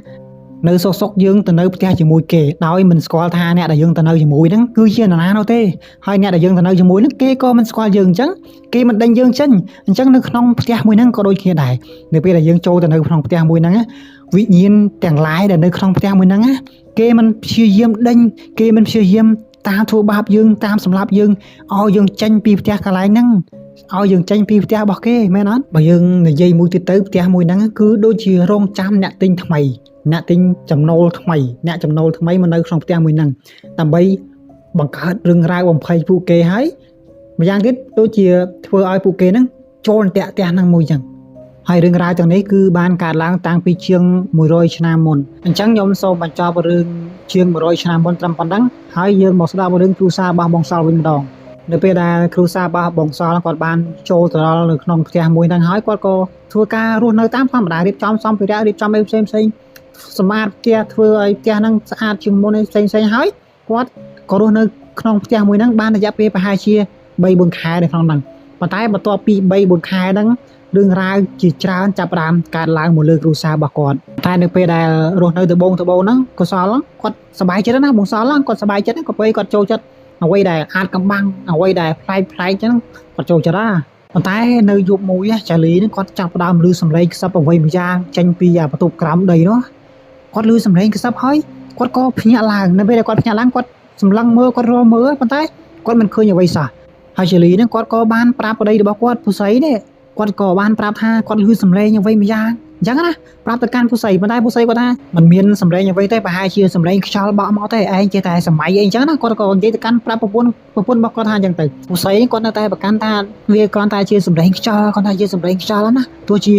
ចាលីនឹងប្រាប់គាត់បែបម៉េចក៏ដោយបន្ទាប់ពីហ្នឹងប្រហែលសប្តាហ៍ក្រោយមកមានព្រឹត្តិការណ៍ចម្លែកកាន់តែកើតឡើងច្រើនឡើងដល់ថ្ងៃមួយបងសល់គាត់បានចុះទៅជាន់ក្រោមដីបន្ទប់ក្រោមដីហ្នឹងគាត់ចុះទៅគាត់ក៏បានរកឃើញសភៅអ្វីមួយយ៉ាងដែលនៅក្នុងបន្ទប់ក្រោមដីហ្នឹងហើយអក្សរដែលសរសេរនៅក្នុងសភៅមួយហ្នឹងគឺជាអក្សរប្រភេទអក្សរបែបបុរាណហើយជាអក្សរដែលសរសេរដោយដៃហើយសភៅហ្នឹងនិយាយអំពីតាសុកអ្នកទាំងអស់គ្នាចាំតាសុកបានតាសុកគឺជាអ្នកសាងសង់ផ្ទះហ្នឹងដំបូងគេគាត់គឺជាអ្នកឈូសឆាយភ្នោសាងសង់ផ្ទះនោះតែពេលហ្នឹងបងសល់គាត់ឃើញអាសភៅបែបហ្នឹងគាត់រំភើបណាគាត់មានអារម្មណ៍រំភើបគាត់គាត់ត្រេកត្រអណាដោយសារតែបងសល់គាត់ចូលចិត្តអាបរបស់ចឹងរបស់ដែលអាចកំបាំងរឿងរ៉ាវដែលអាចកំបាំងចឹងប៉ុន្តែម្ដាយរបស់គាត់ជាលីនេះគាត់មានអារម្មណ៍ថាសភៅមួយហ្នឹងមិនគួរយើងប៉ះពាល់ទេព្រោះជាសភៅចម្លែកសភៅរបស់គេចឹងណាអាចជាសភៅរបស់នរណាមួយអញ្ចឹងតែលីគាត់មានអារម្មណ៍បែបហ្នឹងគាត់មិនចង់ឲ្យកូនរបស់គាត់បងសល់ទេប៉ះពាល់សភៅមួយហ្នឹងទេអានេះជាអារម្មណ៍របស់ចៃលីគាត់មានអារម្មណ៍ទៅលើសភៅមួយហ្នឹងណាហើយទាំងអស់គ្នាទាំងអត់ពូស័យគាត់គឺជាមនុស្សម្នាក់ដែលមិនជឿរឿងខ្មោចគាត់មិនខ្លាចខ្មោចនិយាយរួមទៅគាត់គឺជាមនុស្សដែលមិនចេះខ្លាចខ្មោចហើយថ្ងៃមួយពូស័យហ្នឹងគាត់ក៏បានដេកលក់គាត់គេលក់យំអញ្ចឹងណាហើយគាត់ក៏បា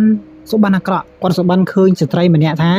ាស្ត្រីម្នាក់ហ្នឹងមករកគាត់ដោយសភាពដែលមករកគាត់ហ្នឹងគឺស្ត្រីហ្នឹងគឺមានសក់វែងភ្នែកពណ៌សដូចភ្នែកសណ្ដែកចឹងណាសូមឲ្យគាត់ហ្នឹងដោះលែងនាងអញ្ចឹងណាសូមពូសុកហ្នឹងជួយឲ្យដោះលែងផងហើយនៅពេលហ្នឹងពូសុកគាត់ក៏បានភ្ញាក់ឡើងហើយនៅពេលហ្នឹងគាត់ភ័យយកតែមែនតើពូសុកគាត់ភ័យណាទាំងតែគាត់ជាមនុស្សដែលមិនចេះខ្លាចខ្មោចនៅពេលដែលគាត់ឃើញយូសបហ្នឹងហើយយូសបសបិនអាក្រក់ហ្នឹងហើយ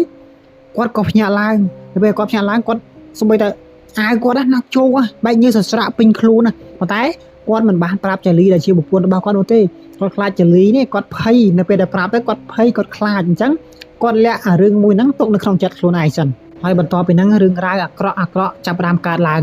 ងដោយទ្វារនៅអាផ្ទះមួយហ្នឹងទ្វារហ្នឹងចាប់ផ្ដើមបើកខ្លួនឯងស្ងាត់វាបើកខ្លួនឯងហើយអាកញ្ចក់ដែលពយូរនៅជុំវិញផ្ទះហ្នឹងចាប់ផ្ដើមបែកទៅមិនដឹងមូលហេតុស្ងាត់បែកប្រាវយកតែម្ដងដល់យប់មួយបងសល់ហ្នឹងគាត់ក៏បានចុះទៅអាផ្ទះក្រោមដីនេះគាត់ស្វែងរកតម្រុយរបស់គាត់មិនណាបើពីព្រោះបងសល់គាត់ចូលចិត្តរបស់ដែលរឿងដែលអាចកំបាំងផ្លែកអញ្ចឹងនៅពេលដែលគាត់ចុះទៅដល់អាផ្ទះក្រោមដីហ្នឹងគាត់ក៏មានអារម្មណ៍ថាមានអ្វីមួយយ៉ាងកំពុងតែចាប់ជើងគាត់ក៏ស្រែកទៅហូរយំពេញហ្នឹងណាហើយស្រែកចុះស្រែកឡើងគាត់ក៏រួចខ្លួនមករួចឡើងមកលើវិញហើយប្រាប់ឪពុកម្ដាយរបស់គាត់ថាមានស្ត្រីម្នាក់នៅក្នុងអាបន្ទប់ក្រោមនេះមាននារីម្នាក់និយាយរួមទៅស្ត្រីម្នាក់នៅក្នុងអាបន្ទប់ក្រោមដីហ្នឹង ដោយមានរឿងរ៉ាវជាច្រើនកើតឡើងច្រើនពេកអញ្ចឹងទៅចាលីហ្នឹងគាត់ក៏ទ្រាំមិនបានដល់ពេលទ្រាំមិនបានគាត់ក៏ចាប់ផ្ដើមស៊ើបដំណឹងគាត់ចាប់ផ្ដើមស៊ូរឿងរ៉ាវពីអ្នកភូមិដែលរស់នៅក្នុងតំបន់ហ្នឹងថ្ងៃមួយគាត់ក៏បានជួបលោកយាយម្នាក់ឈ្មោះថា GP ហើយ GP ហ្នឹងគាត់គឺជាអ្នកភូមិដែលរស់នៅតំបន់ហ្នឹងតាំងពីក្មេងមក GP គាត់និយាយថាអាផ្ទះហ្នឹងគ្របដណ្ដប់ដោយវិញ្ញាណអាក្រក់គ្របដណ្ដប់ដោយវិញ្ញាណខ្មោចអមនុស្សផ្សេងៗនៅតំបន់ហ្នឹងហើយតាំងពីដើមមកពុំមាននរណាម្នាក់អាចរស់នៅក្នុងអាតំបន់ហ្នឹងបានទេហើយ GP គាត់ដឹងរឿងរ៉ាវថាហេតុការថាហេតុអីបានជាអាផ្ទះមួយហ្នឹងมันអាចមានអ្នករស់នៅបានអញ្ចឹង GP គាត់ក៏រៀបរាប់រឿងរ៉ាវដែលបានកើតឡើងតាំងពីចាប់ផ្ដើមមកដល់ឥឡូវហ្នឹងគាត់រៀបរាប់រឿងរ៉ាវទាំងអស់ហ្នឹងប្រាប់ជាលីសំបីតែមួយរឿងក៏គ្មានសល់ដែរតែរឿងដែលបានកើតឡើងតាំងពីដើមមកដល់ឥឡូវហ្នឹងហើយគាត់ក៏និយាយថាបើសិនជាចង់រស់នៅក្នុងផ្ទះមួយហ្នឹងបានលុះត្រាតែបំផ្លាញឬក៏បណ្ដេញអាវិញ្ញាណអាក្រក់ដែលនៅក្នុងតំបន់ហ្នឹងក្នុងផ្ទះមួយហ្នឹងអស់ទើបអាចរស់នៅបានទាំងអស់គ្នាទាំងអត់នៅពេលដែលយាយភីគាត់រៀបរាប់រឿងរ៉ាវក៏ដូចជានិយាយរឿងរ៉ាវប្រាប់ជាលីណាគឺទឹករបស់គាត់ភ័យយកទៅមែនទេគាត់ភ័យគាត់និយាយផ្ដាល់គាត់សម្លឹងទៅកាន់ផ្ទះហ្នឹងផ្ដាល់ទឹកមុខរបស់គាត់គេថាសភាពមនុស្សខ្លាចនៅពេលហ្នឹងគ្រូសារបស់ពូស្រីហ្នឹងបានដឹងថាពួកគាត់ហ្នឹងកំពុងតែប្រឈមមុខនឹងអ្វីម្យ៉ាងដែលយើងមិនអាចប្រឆាំងបានណានិយាយរួមទៅប្រឈមមុខនឹងជាមួយនឹងពួកមនុស្សជាមួយនឹងខ្មោចអញ្ចឹងគឺគាត់មិនអាចប្រឆាំងបានដែរប៉ុន្តែគាត់នៅតែស្វែងរកការពិតស្វែងរកដំណោះស្រាយដើម្បីឲ្យរួចផុតពីអំណាចអាក្រក់មួយហ្នឹងណាហើយបន្ទាប់ពីហ្នឹងគ្រូសារបស់ពួកគាត់ទាំង3នាក់ហ្នឹងក៏បានប្រឈមមុខនឹងអំណាចក៏ដូចជាពលឹងក៏ដូចជាវិញ្ញាណទាំងអស់ហ្នឹងទៅដោយសារអីដោយសារតែពួកគាត់ហ្នឹងមានអារម្មណ៍ថាมันអាចចេញពីអាផ្ទះហ្នឹងបានណាដូចថាអាផ្ទះមួយហ្នឹងកំពុងតែចាប់ពួកគាត់ជាប់នៅហ្នឹងហើយចលីក៏ដូចជាកុសលហ្នឹងកំពុងតែអានអាសភៅមួយហ្នឹងក៏រកឃើញថាវិញ្ញាណអាក្រក់ដែលបន្លាចគាត់ដែលធ្វើឲ្យគាត់ឃើញដែលខ្សឹបអីផ្សេងហ្នឹងណាគឺជាវិញ្ញាណរបស់ចៃស៊ីមតែចៃស៊ីមហ្នឹងគាត់គឺជាប្រពន្ធរបស់ចៃសុកតាំងពី100ជាងឆ្នាំមុននោះនៅក្នុងសៀវភៅហ្នឹងបានសរសេរថាចៃស៊ីមហ្នឹងត្រូវបានសម្លាប់ដោយវិញ្ញាណក៏ដូចជាវិញ្ញាណខ្មោចដែលចតាសុកគាត់ឈូសចេញឈូសឆាយធ្វើផ្ទះហ្នឹងគឺចៃស៊ីមត្រូវបានសម្លាប់ដោយវិញ្ញាណទាំងអស់ហ្នឹងហើយវិញ្ញាណដែលកាចដែលធ្វើឲ្យគេខ្លាចដែលបន្លាចគេចង់សម្លាប់គេហ្នឹងគឺវិញ្ញាណចៃស៊ីមហើយវិញ្ញាណចៃស៊ីមហ្នឹងគឺមិនមែនគាត់ធ្វើខ្លួនឯងនោះទេគឺត្រូវបានវិញ្ញាណដែលជាម្ចាស់ភ្នោហ្នឹងណាគ្រប់គ្រងគាត់ធ្វើបាបគាត់អញ្ចឹងគាត់ត្រូវតែធ្វើអញ្ចឹងវិញ្ញាណចៃស៊ីមហ្នឹងត្រូវការធ្វើពិធីបួងសួងនិងសុំការលើកលែងទោសពីវិញ្ញាណដែលជាម្ចាស់ភ្នោដែលប្តីរបស់គាត់តាសុកនេះត្រូវបានឈូសភ្នោចេញធ្វើផ្ទះហ្នឹងណាគឺសុំវិញ្ញាណទាំងអស់ហ្នឹងលើកលែងទោសដល់វិញ្ញាណរបស់ចៃស៊ីមដើម្បីឲ្យចៃស៊ីមនេះគាត់រួចផុតដើម្បីឲ្យគាត់ចេញពីផ្ទះហ្នឹងបានណាហើយនេះគឺជាខ្លឹមសារដែលបានសរសេរនៅក្នុងសៀវភៅមួយហ្នឹងលក្ខណៈថាដូចចៃស៊ីមគាត់សរសេរអ្វីម្យ៉ាងនៅក្នុងសៀវភៅដើម្បីឲ្យបងសល់ហ្នឹងចៃលីណាគាត់ឃើញហើយធ្វើពិធីអីផ្សេងដើម្បីជួយគាត់ណាហើយនៅពេលដែលគ្រូសារបស់ពួកគាត់ទាំង3ហ្នឹងឃើញបែបហ្នឹងហើយក៏សម្រេចចិត្តធ្វើពិធីបួងសួងអញ្ចឹងទៅពួកគាត់ក៏អញ្ជើញលោកគ្រូម្នាក់ឈ្មោះថាគ្រូសុកដើម្បីធ្វើពិធីមួយហ្នឹងហើយនៅក្នុងពិធីហ្នឹងក៏មានលោកយាយភីគាត់ចូលរួមដោយគាត់បាននាំយកមកនៅវត្ថុបុរាណសក្ការៈបែបបុរាណណាដើម្បីធ្វើពិធីនៅក្នុងផ្ទះហ្នឹងប៉ុន្តែអំណាចអាក្រក់ឬក៏វិញ្ញាណអាក្រក់ដែលនៅក្នុងផ្ទះមួយហ្នឹងគឺវាអត់ពេញចិត្តណានៅពេលដែលយើងធ្វើពិធីហ្នឹងនៅពេលដែលលោកគ្រូសុកគាត់ធ្វើពិធីហ្នឹងហើយនៅក្នុងកំឡុងពេលដែលធ្វើពិធីហ្នឹងស្រាប់តែមានសំឡេងគោះទ្វារគោះអញ្ចាំងឮទូទាំងពេញហ្នឹងបានន័យថាស្ងាត់ស្រាប់តែឮសំឡេងគោះទ្វារគោះជញ្ជាំងចេញពីគ្រប់ទិសទីនៅក្នុងផ្ទះមួយហ្នឹងប៉ុន្តែសំឡេងដែលគោះទ្វារសំឡេងអីផ្សេងហ្នឹងតែឮហ្នឹងគឺមិនមែនជាសំឡេងដែលមនុស្សគោះទេពីព្រោះតែមនុស្សដែលមកចូលរួមនៅក្នុងកម្មវិធីមួយហ្នឹងគឺបានចូលទៅក្នុងផ្ទះទាំងអស់គ្នាអញ្ចឹងសំឡេងដែលគោះសំឡេងអីផ្សេងហ្នឹងគឺជាសំឡេងវិញ្ញាណខ្មោចគឺជាសំឡេងវិញ្ញាណដែលនៅក្នុងអាផ្ទះមួយហ្នឹងហើយរឿងចម្លែកដែលបានកើតឡើងគឺស្រាប់តែសុកមានខ្យល់បក់ចូលមកពេញហ្នឹងប៉ុន្តែទាំងដែលទ្វារនេះមិនបានបើកហើយអាផ្ទះមួយហ្នឹងគឺវាមិនមានបង្អួចទេប៉ុន្តែស្ងាត់ស្រាប់តែមានខ្យល់នៅក្នុងផ្ទះអញ្ចឹងបានន័យថាវាគឺជារឿងចម្លែកតែមែនអត់ដោយបង្អួចក៏គ្មានទ្វារក៏មិនបានបើកហើយហេតុអីមានខ្យល់មកពីណាហើយនៅក្នុងកំឡុងពេលហ្នឹងលោកគ្រូសុកហ្នឹងគាត់ក៏មិនបានខ្វល់ខ្វាយរឿងអីដែរគាត់ក៏ចេះតែចាប់ផ្ដើមបិទភ្នែកធ្វើពិធីរបស់គាត់ណាគាត់ចាប់ផ្ដើមសូត្រអ្វីមួយយ៉ាងចេញពីមាត់គាត់ទៅហើយបន្តិចក្រោយមកស្រាប់តែលឺសំឡេងអ្វីមួយយ៉ាងដែលស្រែកចេញពីបន្ទប់ក្រោមដីមក តែសំឡេងមួយហ្នឹងស្រែកខ្លាំងយកទៅមែនតើហើយនៅពេលហ្នឹងពូស័យគាត់ក្លាហានគាត់លក្ខណៈគាត់ទ្រាំមិនបានគាត់ក៏សម្រេចចុះទៅបន្ទប់ក្រោមដីហ្នឹងដើម្បីប្រឈមមុខជាមួយអាសំឡេងហ្នឹងណានៅពេលដែលគាត់ចុះទៅគាត់ក៏ឃើញសមោលអ្វីមួយយ៉ាងដែលសមោលមួយហ្នឹងគឺជាសមោលព្រលឹងរបស់ចៅសៀមដែលជាប្រពន្ធរបស់ពូសុករបស់តាសុកគាត់ឈរនៅជ្រុងបន្ទប់មួយហើយមើលទៅវិញ្ញាណរបស់ចៅសៀមណាមើលទៅគួរឲ្យខ្លាចប៉ុន្តែម្យ៉ាងទៀតក៏គួរអាណិតដែរហើយនៅពេលហ្នឹងចៅសៀមហ្នឹងក៏និយាយថាខ្ញុំជាប់នៅទីនេះដោយសារតែអំពើប្តីរបស់ខ្ញុំសុំទោសពួកគាត់ហើយខ្ញុំនឹងរួចផុតហើយពួកគាត់ដែលគាត់សំដៅលើហ្នឹងគឺសំដៅទៅលើវិញ្ញាណខ្មោចដែរប្តីរបស់គាត់ឈូសឆាយភ្នោហ្នឹងឯងហើយនៅពេលហ្នឹងពូស្រីគាត់ភ័យមែនទែននៅពេលដែលគាត់ភ័យគាត់ក៏មានអារម្មណ៍ថាអាណិតចៅសៀមដែរដោយសារតែចៅសៀមហ្នឹងត្រូវបានវិញ្ញាណផ្សេងហ្នឹងធ្វើបាបគាត់ឃុំឃាំងគាត់នៅតំបន់ហ្នឹងនៅក្នុងបន្ទប់ក្រោមដីមួយហ្នឹង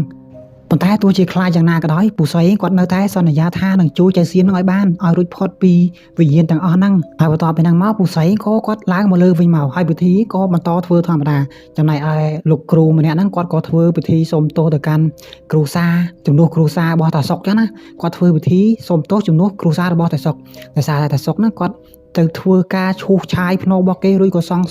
ងសង់ផ្ទះនៅលើភ្នោរបស់គេអញ្ចឹងណាអញ្ចឹងទើបធ្វើឲ្យវិញ្ញាណឬក៏ព្រលឹងខ្មោចទាំងអស់ដែលជាម្ចាស់ភ្នោហ្នឹងគេខឹងសម្បានឹងគ្រួសាររបស់តាសុកហើយលោកគ្រូម្នាក់ហ្នឹងគាត់ក៏ចាប់ផ្ដើមធ្វើព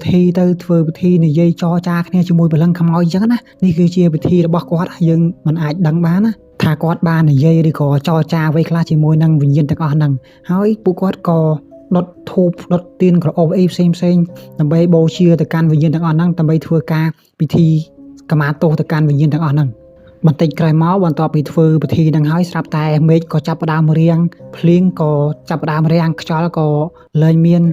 នហើយសំឡេងដែលខ្សឹបចេញពីជញ្ជាំងឬក៏គោះចេញពីជញ្ជាំងក៏ចាប់ផ្ដើមស្ងប់ស្ងាត់ឡើងវិញហើយវិញ្ញាណរបស់ចៅស៊ីមនេះក៏ចាប់ផ្ដើមរួចផុតពីបន្ទប់ក្រោមដីមួយហ្នឹងហើយផ្ទះមួយហ្នឹងក៏ចាប់ផ្ដើមស្ងប់ស្ងាត់ឡើងវិញអ្នកភូមិក៏លែងឮសំឡេងខ្សឹបលែងឮសំឡេងអីផ្សេងហើយចំណែកឯគ្រូសារបស់បងសល់គាត់ក៏ចាប់ផ្ដើមមូសចេញពីផ្ទះហ្នឹងដែរដោយសារតែគាត់គិតថាគាត់មិននៅផ្ទះដែលមានរឿងរ៉ាវកើតឡើងអញ្ចឹងទៀតទេគាត់ក៏ចាប់ផ្ដើមផ្លាស់ប្ដូរទីតាំងទៅនៅកន្លែងថ្មីឬក៏តំបន់ថ្មីអញ្ចឹងទៅហើយទាំងនេះគឺជារឿងរ៉ាវរបស់បងសល់ដែលគាត់បានជួបរឿងរ៉ាវទាំងអស់នេះកាលពី30ជាងឆ្នាំមុនហើយមកដល់សម័យបច្ចុប្បន្នបងសល់គាត់ក៏មិនដឹងថាផ្ទះមួយហ្នឹងគឺនៅដល់ឥឡូវទៀតដែរអត់ទេដោយសារតែគាត់បានផ្លាស់ប្ដូរពីតំបន់ហ្នឹងទៅនៅតំបន់ផ្សេងហើយគាត់ក៏មិនបានទៅកាន់ឈានជើងទៅដល់ផ្ទះមួយហ្នឹងផងដែរប៉ុន្តែអ្វីដែលបងសល់គាត់គិតគឺថាផ្ទះមួយហ្នឹងអាចនឹងត្រូវបានគេឈូសឆាយធ្វើជាបរិយាធ្វើអីផ្សេងហើយដោយសារតែតំបន់ហ្នឹងឥឡូវហ្នឹងគឺជាតំបន់ដែលគេត្រូវអភិវឌ្ឍអញ្ចឹងអាចនឹងគេឈូសឆាយផ្ទះមួយហ្នឹងសាងសង់ផ្ទះថ្មីក៏ថាបានឥឡូវយើងក៏លេចពមើលរឿងរ៉ាវនឹងម្ដងទៀតដោយហេតុការណ៍ទាំងអស់ហ្នឹងរឿងរ៉ាវទាំងអស់ហ្នឹងគឺកើតឡើងដោយសារអ្នកណាគឺកើតឡើងដោយសារតែតាសុកគឺតាសុកហ្នឹងគាត់គឺជាឈ្មួញម្នាក់ហើយគាត់គឺជាអ្នករកស៊ីគាត់គឺជាមនុស្សដែលលោភលន់អញ្ចឹងណាគាត់ក៏ទៅទិញដីតែដីហ្នឹងគឺជាដីបញ្ចុះខ្មោចដីដែលជាដីគេបញ្ចុះសាកសពនៅហ្នឹងអញ្ចឹងណាអញ្ចឹងតាសុកគាត់ក៏បានទិញដីហ្នឹងហើយគាត់ក៏ឈូសឆាយអាដីហ្នឹងឈូសឆាយភ្នោហ្នឹងទាំងដែលមិនបានធ្វើពិធីសុំទោសពិធីអីផ្សេងសុំដីសុំទីតាំងអីទេគឺគាត់ឈូសហើយគាត់សាងសង់ផ្ទះនៅលើហ្នឹងតែម្ដងអញ្ចឹងនៅពេលដែលគាត់ឈូសហើយគាត់សាងសង់ផ្ទះហើយតើខ្មោចហ្នឹងក៏ដូចជាមនុស្សយ៉ាងដែរអញ្ចឹងនៅពេលដែលយើងបំផ្លាញផ្ទះគេចោលហើយអញ្ចឹងព្រលឹងក៏ដូចជាវិញ្ញាណទាំងអស់ហ្នឹងគឺគ្នាទៅនៅណាអញ្ចឹងគ្នាហ្នឹងមិនទៅនៅក្នុងផ្ទះដែលបានសាងសង់ពីលើហ្នឹងអញ្ចឹងវិញ្ញាណខ្មោចទាំងអមាលម៉ានដែលតាសុកនេះគាត់បានឈូសឆាយភ្នោហ្នឹងវិញ្ញាណទាំងអស់ហ្នឹងគាត់ក៏បានប្រមូលផ្ដុំគ្នាចូលមកនៅក្នុងផ្ទះរបស់តាសុកដែលបានសាងសង់នៅលើភ្នោគេហ្នឹងហើយក្រោយមករឿងរ៉ាវដែលបានកើតឡើងទៅលើគ្រួសាររបស់តាសុកហ្នឹងគឺធ្វើឲ្យប្រពន្ធរបស់តាសុកហ្នឹងគឺចៅសៀមហ្នឹងគាត់បានបាត់បង់ជីវិតនៅក្នុងផ្ទះហ្នឹងហើយនៅពេលដែលបាត់បង់ជីវិតហ្នឹងគឺវិញ្ញាណរបស់ចៅសៀមហ្នឹងគឺដើរធ្វើបាបគេពេញហ្នឹងបានន័យថាវិញ្ញាណរបស់ចៅសៀមហ្នឹងគឺគាត់មិនចង់ធ្វើបាបគេខ្លួនឯងនោះទេគឺវិញ្ញាណដែលជាម្ចាស់ភ្នោនេះគ្រប់គ្រងវិញ្ញាណរបស់ចៅសៀមហ្នឹងឃុំឃាំងចៅសៀមហ្នឹងទៅធ្វើបាបប្តីរបស់ខ្លួនឯងអញ្ចឹងនៅពេលដែលចៅសៀមគាត់ស្លាប់ហ្នឹងមិនចៅសៀមហ្នឹងមកលងមកកសបមកអីធ្វើបាបប្តីរបស់គាត់ហ្នឹងមុនប្តីគាត់ស្លាប់ហ្នឹងមិនប្តីរបស់គាត់ហ្នឹងសុបានឃើញវិញ្ញាណចៅសៀមហើយឃើញវិញ្ញាណចៅសៀមនៅតាមជញ្ជាំងទៀតអញ្ចឹងបានន័យថាចៅសៀមហ្នឹងមកលងប្តីរបស់គាត់ធ្វើបាបប្តីរបស់គាត់ប៉ុន្តែវិញ្ញាណដែលមកធ្វើបាបតាសុកណាគឺជាវិញ្ញាណរបស់ចៅសៀមប៉ុន្តែវិញ្ញាណរបស់ចៅសៀមត្រូវបានវិញ្ញាណអាក្រក់ដែលបាននៅក្នុងផ្ទះហ្នឹងបញ្ជាឲ្យចៅសៀមមកសម្លាប់ប្តីរបស់គាត់ធ្វើបាបប្តីរបស់គាត់អ ដោយសារអីដោយសារតែចៅសៀមត្រូវបានគេគ្រប់គ្រងបើគាត់មិនធ្វើតាមគេគឺគាត់ត្រូវគេធ្វើបាបវាមិនខុសអីទៅនឹងតថភាពជាក់ស្ដែងទេគឺយើងនៅពេលដែលគេធ្វើបាបយើងគេបង្ខំយើងឲ្យធ្វើអ្វីមួយយើងត្រូវតែធ្វើតាមគេបើមិនជាមិនធ្វើតាមគេគឺគេធ្វើបាបយើងឧទាហរណ៍និយាយឲ្យងាយស្រួលស្ដាប់ទៅគឺនៅពេលដែលចៅលួចរបស់គេហើយត្រូវប៉ូលីសចាប់បានណានៅពេលដែលមិនសារភាពមិនត្រូវប៉ូលីសធ្វើបាបមែនអត់អញ្ចឹងត្រូវតែបង្ខំចិត្តធ្វើតាមគេបើមិនធ្វើតាមគេត្រូវគេធ្វើបាបគេដាក់ទោសដាក់ទណ្ឌកម្មអីផ្សេងបែបហ្នឹងអញ្ចឹងទៅនិយាយរួមទៅគឺអាណិតវិញ្ញាណរបស់ចៅសៀមផងដែរដោយសារតែគាត់ត្រូវទទួលទោសជំនួសប្តីរបស់គាត់អញ្ចឹងនៅពេលដែលគាត់ស្លាប់ទៅគាត់មិនបានទៅចាប់ជាតិគាត់ត្រូវគេឃុំឃាំងជំនួសប្តីរបស់គាត់ប៉ុន្តែនៅពេលដែលប្តីរបស់គាត់ស្លាប់ហ្នឹងគេក៏មិនបានបញ្ជាក់ថាប្តីរបស់គាត់វិញ្ញាណរបស់គាត់យ៉ាងម៉េចដែរតែបើតាមគិតបងប្អូនគិតមើលមិនគិតថាមិនរួចខ្លួនទេដោយសារតែមនុស្សដែលធ្វើអំពើអាក្រក់គឺតែងតែរមែងទទួលបានផលអាក្រក់ហើយអញ្ចឹងមិនន័យថាអ្នកដែលសាងអីគឺទទួលបានហ្នឹងហើយវិញ្ញាណរបស់តាសុកណាគឺបើសិនជាមិនត្រូវបានវិញ្ញាណម្ចាស់វិញ្ញាណអាក្រក់ដែលត្រូវជាម្ចាស់ភ្នោនឹងឃុំឃាំងឬក៏ធ្វើបាបទេក៏គាត់អាចនឹងត្រូវបានឋាននរកគេធ្វើបាបដែរគាត់ចុះនរក18ជាន់អីក៏ថាបានដែរដោយសារតែគាត់ឈូសឆាយកន្លែងគេគាត់បំផ្លាញកន្លែងគេនេះក៏ជាការមួយសម្រាប់គាត់ដែរហើយក្រៅមកទៀតក៏មានគ្រូសាដែលបានមករស់នៅក្នុងផ្ទះមួយហ្នឹងហើយគ្រូសាដែលបានមករស់នៅហ្នឹងគឺជាអ្នកចំណូលថ្មីបានន័យថាគាត់ពុំបានដឹងពីព័ត៌មានថាផ្ទះហ្នឹងបានកើតអីឡើងខ្លះទេនៅក្នុងផ្ទះមួយហ្នឹងអញ្ចឹងគាត់ក៏បានទិញផ្ទះពីគេតគ្នាមកក៏រស់នៅក្នុងផ្ទះមួយហ្នឹងគាត់ក៏ត្រូវបានខ្មោចនៅក្នុងហ្នឹងវិញ្ញាណរបស់ចៅសៀមហ្នឹងលងធ្វើបាបរហូតដល់កូនរបស់ពួកគាត់ហ្នឹងបាត់បង់ជីវិតផងដែរប៉ុន្តែបញ្ជាក់ផងដែរថាវិញ្ញាណដែលធ្វើបាបឬក៏លងនៅក្នុងហ្នឹងគឺជាវិញ្ញាណរបស់ចៅសៀមពិតមែនប៉ុន្តែវាមិនមែនជាទង្វើឬក៏ចិត្តរបស់ចៅសៀមចង់ធ្វើខ្លួនឯងនោះទេគឺអ្វីដែលនៅពីក្រោយគាត់វិញ្ញាណអាក្រក់ដែលនៅពីក្រោយគាត់នេះបញ្ជាគាត់ធ្វើបើសិនជាគាត់មិនធ្វើតាមគេគាត់ត្រូវគេធ្វើបាបត្រូវគេដាក់ទោសអញ្ចឹងគាត់ត្រូវបង្ខំចិត្តធ្វើតាមគេដើម្បីកុំឲ្យខ្លួនគាត់នេះត្រូវទទួលទរណកម្មហើយក្រោយមកទៀតរឿងរ៉ាវទាំងអស់ហ្នឹងក៏ធ្លាក់មកដល់គ្រូសារបស់បងសល់តែគ្រូសារបស់បងសល់ហ្នឹងគាត់ក៏បានឃើញផ្ទះហ្នឹងនៅតាមអ៊ីនធឺណិតរួចគាត់ក៏បានតាក់ទងទិញអញ្ចឹងណាដែលមើលទៅផ្ទះមួយហ្នឹងគឺវាមានតម្លៃធូរថ្លៃផងដែរដោយផ្ទះផ្សេងនៅក្នុងតំបន់ហ្នឹងវាមានថ្លៃវាមានតម្លៃរាប់$10,000អញ្ចឹងអាផ្ទះមួយហ្នឹងគឺវាថោកជាងគេអញ្ចឹងគឺជាឱកាសរបស់គាត់ដែរដោយសារតែគ្រូសារបស់គាត់ទីមួយគាត់ជពាក់គេផងរមសូវបានផងត្រូវក្រុមហ៊ុនប្រឈប់ពីការងារផងអញ្ចឹងគាត់ក៏សម្រេចចិត្តទិញផ្ទះមួយហ្នឹងដែលមានតម្លៃធូរថ្លៃហើយនៅពេលដែលពួកគាត់រើសម្ភារៈគ្រប់យ៉ាងមកនៅក្នុងផ្ទះមួយហ្នឹងហើយរឿងរ៉ាវជាច្រើនដែលនឹកស្មានមិនដល់ហ្នឹងនៅក្នុងផ្ទះមួយហ្នឹងក៏បានកើតឡើងចំពោះគ្រួសាររបស់គាត់ហើយបន្ទាប់ពីហ្នឹងអញ្ចឹងទៅគ្រួសាររបស់គាត់ក៏ប្តឹងរឿងរ៉ាវអីផ្សេងក៏ឃើញសិភៅនៅក្នុងបន្ទប់ក្រោមអញ្ចឹងទៅដែលសិភៅអាចបន្សល់មកពីវិញ្ញាណរបស់ចៅសៀមអញ្ចឹងថាគាត់ចង់ឲ្យគេជួយអញ្ចឹងណាដោយសិភៅមួយហ្នឹងគឺបងស្វាយគាត់ជាអ្នករកឃើញហើយគាត់យកមកអានជាមួយនឹងម្ដាយរបស់គាត់អញ្ចឹងគាត់ក៏ឃើញពាក្យពេចន៍ដែលសរសេរនៅក្នុងហ្នឹងដើម្បីឲ្យជួយវិញ្ញាណនៅក្នុងហ្នឹងប៉ុន្តែពាក្យពេចន៍ដែលសរសេរហ្នឹងគឺជាពាក្យពេចន៍តាមគិតគឺជាពាក្យពេចន៍របស់វិញ្ញាណចៅសៀមទេចៅសៀមចង់ឲ្យអ្នកដែលនៅក្នុងហ្នឹងឃើញសិភៅមួយហ្នឹងហើយធ្វើពិធីអីផ្សេងដើម្បីខមាទោសដល់វិញ្ញាណដែលជាម្ចាស់ភ្នោដែលជាប្តីរបស់ចៅសៀមនេះតាសុកនេះបានឈូសឆាយភ្នោរបស់គេធ្វើឲ្យគេខាងហ្នឹងអញ្ចឹងគាត់ចង់ឲ្យបងសល់គ្រូសារបស់បងសល់ហ្នឹងធ្វើពិធីសុំខមាទោសដល់វិញ្ញាណទាំងអស់ហ្នឹងដើម្បីឲ្យគាត់ហ្នឹងរួចផុតពីអាផ្ទះមួយហ្នឹងពីកន្លែងឃុំឃាំងអាបន្ទប់ក្រោមដីមួយហ្នឹងហើយក្រោយមកគ្រូសារបស់បងសល់ហ្នឹងគាត់ក៏បានទៅអញ្ជើញគ្រូម្នាក់ឈ្មោះគ្រូសុកហ្នឹងក៏ធ្វើពិធីអីផ្សេងធ្វើពិធីសុំខមាទោសដល់វិញ្ញាណទាំងអស់ហ្នឹងដើម្បីឲ្យវិញ្ញាណរបស់ចៅសៀមរួចផុតពីកន្លែងឃុំឃាំងហ្នឹងហើយបានបង្ក្រាបក៏ដូចជាធ្វើពិធីខមាទោសទៅធ្វើឲ្យវិញ្ញាណដែលជាម្ចាស់ភ្នោវិញ្ញាណដែលនៅក្នុងផ្ទះមួយហ្នឹងលែងក៏ដូចជាឈប់រំខានទៅដល់អ្នកភូមិដែលរស់នៅក្នុងតំបន់ហ្នឹងហើយផ្ទះមួយហ្នឹងក៏ចាប់ផ្ដើមស្ងប់ស្ងាត់ទៅហើយបន្ទាប់ពីផ្ទះមួយហ្នឹងចាប់ផ្ដើមស្ងប់ស្ងាត់ទៅក៏គ្រួសាររបស់បងសល់ហ្នឹងក៏មូលចេញពីអាតំបន់ហ្នឹងទៅរស់នៅទីតាំងផ្សេងអញ្ចឹងទៅដោយសារតែពួកគាត់គិតថាពួកគាត់មិនអាចនឹងបន្តរស់នៅក្នុងអាផ្ទះដែលមានរឿងរ៉ាវចម្លែកហេតុការណ៍អីផ្សេងកើតឡើងនៅក្នុងហ្នឹងទេហើយរឿងរ៉ាវទាំងអស់ហ្នឹងគឺជាការលោភលន់របស់តាសុកនោះគាត់ចង់បានគាត់លោភលន់ជ្រុលគឺថាតាសុកហ្នឹងគាត់ស្ទើរតែខ្លាយទៅជាសថីហ្នឹងគាត់មានណាអញ្ចឹងគាត់នៅតែលោភលន់ឡើងនៅទីបំផុតអ្វីដែលគាត់ទទួលបានគឺបែបហ្នឹងហើយរឿងរ៉ាវនេះក៏មិនបន្ទោសទៅនឹងវិញ្ញាណរបស់ចៅសៀមទេដោយសារតែចៅសៀមគាត់ទទួលនិយមទៅទទួលកម្មជំនួសប្តីរបស់គាត់អញ្ចឹងទើបចៅសៀមហ្នឹងគាត់ធ្វើរឿងគ្រប់យ៉ាងដែលបានកើតឡើងតាំងពីដើមមកហ្នឹង តែវិញ្ញាណដែលបង្ហាញខ្លួនសម្លេងដែលបង្ហាញឲ្យគេឮរូបភាពដែលនៅលើជញ្ជាំងហ្នឹងគឺជាវិញ្ញាណរបស់ចៅសៀមបង្ហាញទាំងអស់ដោយសារតែចៅសៀមហ្នឹងគាត់ធ្វើតាមគេ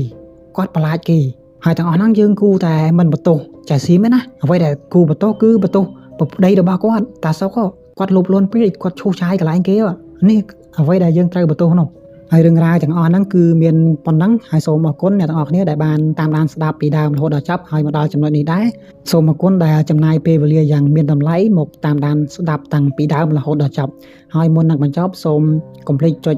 like ចុច subscribe ដាក់មេដៃមួយជើងឲ្យម្នាក់មួយផងសូមអរគុណជួបគ្នានៅវីដេអូក្រោយទៀតបាយបាយ សកម្មជននិងពួកម៉ាក់យើងទាំងអស់គ្នាដែលបានមើលវីដេអូរបស់យើងថ្ងៃនេះសូមកុំភ្លេច subscribe មិនជាពាក្យខ្មែរទេ បាទពាក្យ subscribe ជាពាក្យខ្មែរយើងប្រកបជាភាសាខ្មែរសស្អឹក បសជឹងខជឹងរោស្រអែណោះស្ញប់សញ្ញា subscribe បាទ ពាក្យប៉ូឡេ subscribe នេះ subscribe ពាក្យបល័យណាពាក្យអង់គ្លេស ចឹង subscribe ហ្នឹងហើយ អត់ទេពាក្យខ្មែរ ពាក្យអង់គ្លេសហ្នឹង មកពីប៉ូឡេ Sanskrit អូខេ អង់គ្លេស អត់ទេ subscribe please subscribe ដល់វីដេអូរបស់យើងហ្នឹង ភាសាប៉ូឡេទេ ប៉ុន្តែបើសិនជាយើងបកប្រែពាក្យហ្នឹងទៅភាសាខ្មែរវិញគឺបកប្រែយ៉ាងម៉េច ហ្នឹងហើយមានថាយើង ជាប់ ជាប់ យើងជាប់យើងចត់ចិត្តយើងចង់ទទួលថែមទៀតយើងចង់ទទួលយើងរកសាបដាខែ មានថាហ្នឹងហើយ ជាប់ មានថាយើងគឺជាសមាជិកក្រុមមិត្តមួយយ៉ាងមែន យើងខ្លាយទៅជាសមាជិកនៃក្រុមមិត្តអញ្ចឹងសូមកុំភ្លេចភ្ជាប់នឹងវីដេអូរបស់យើងអរគុណ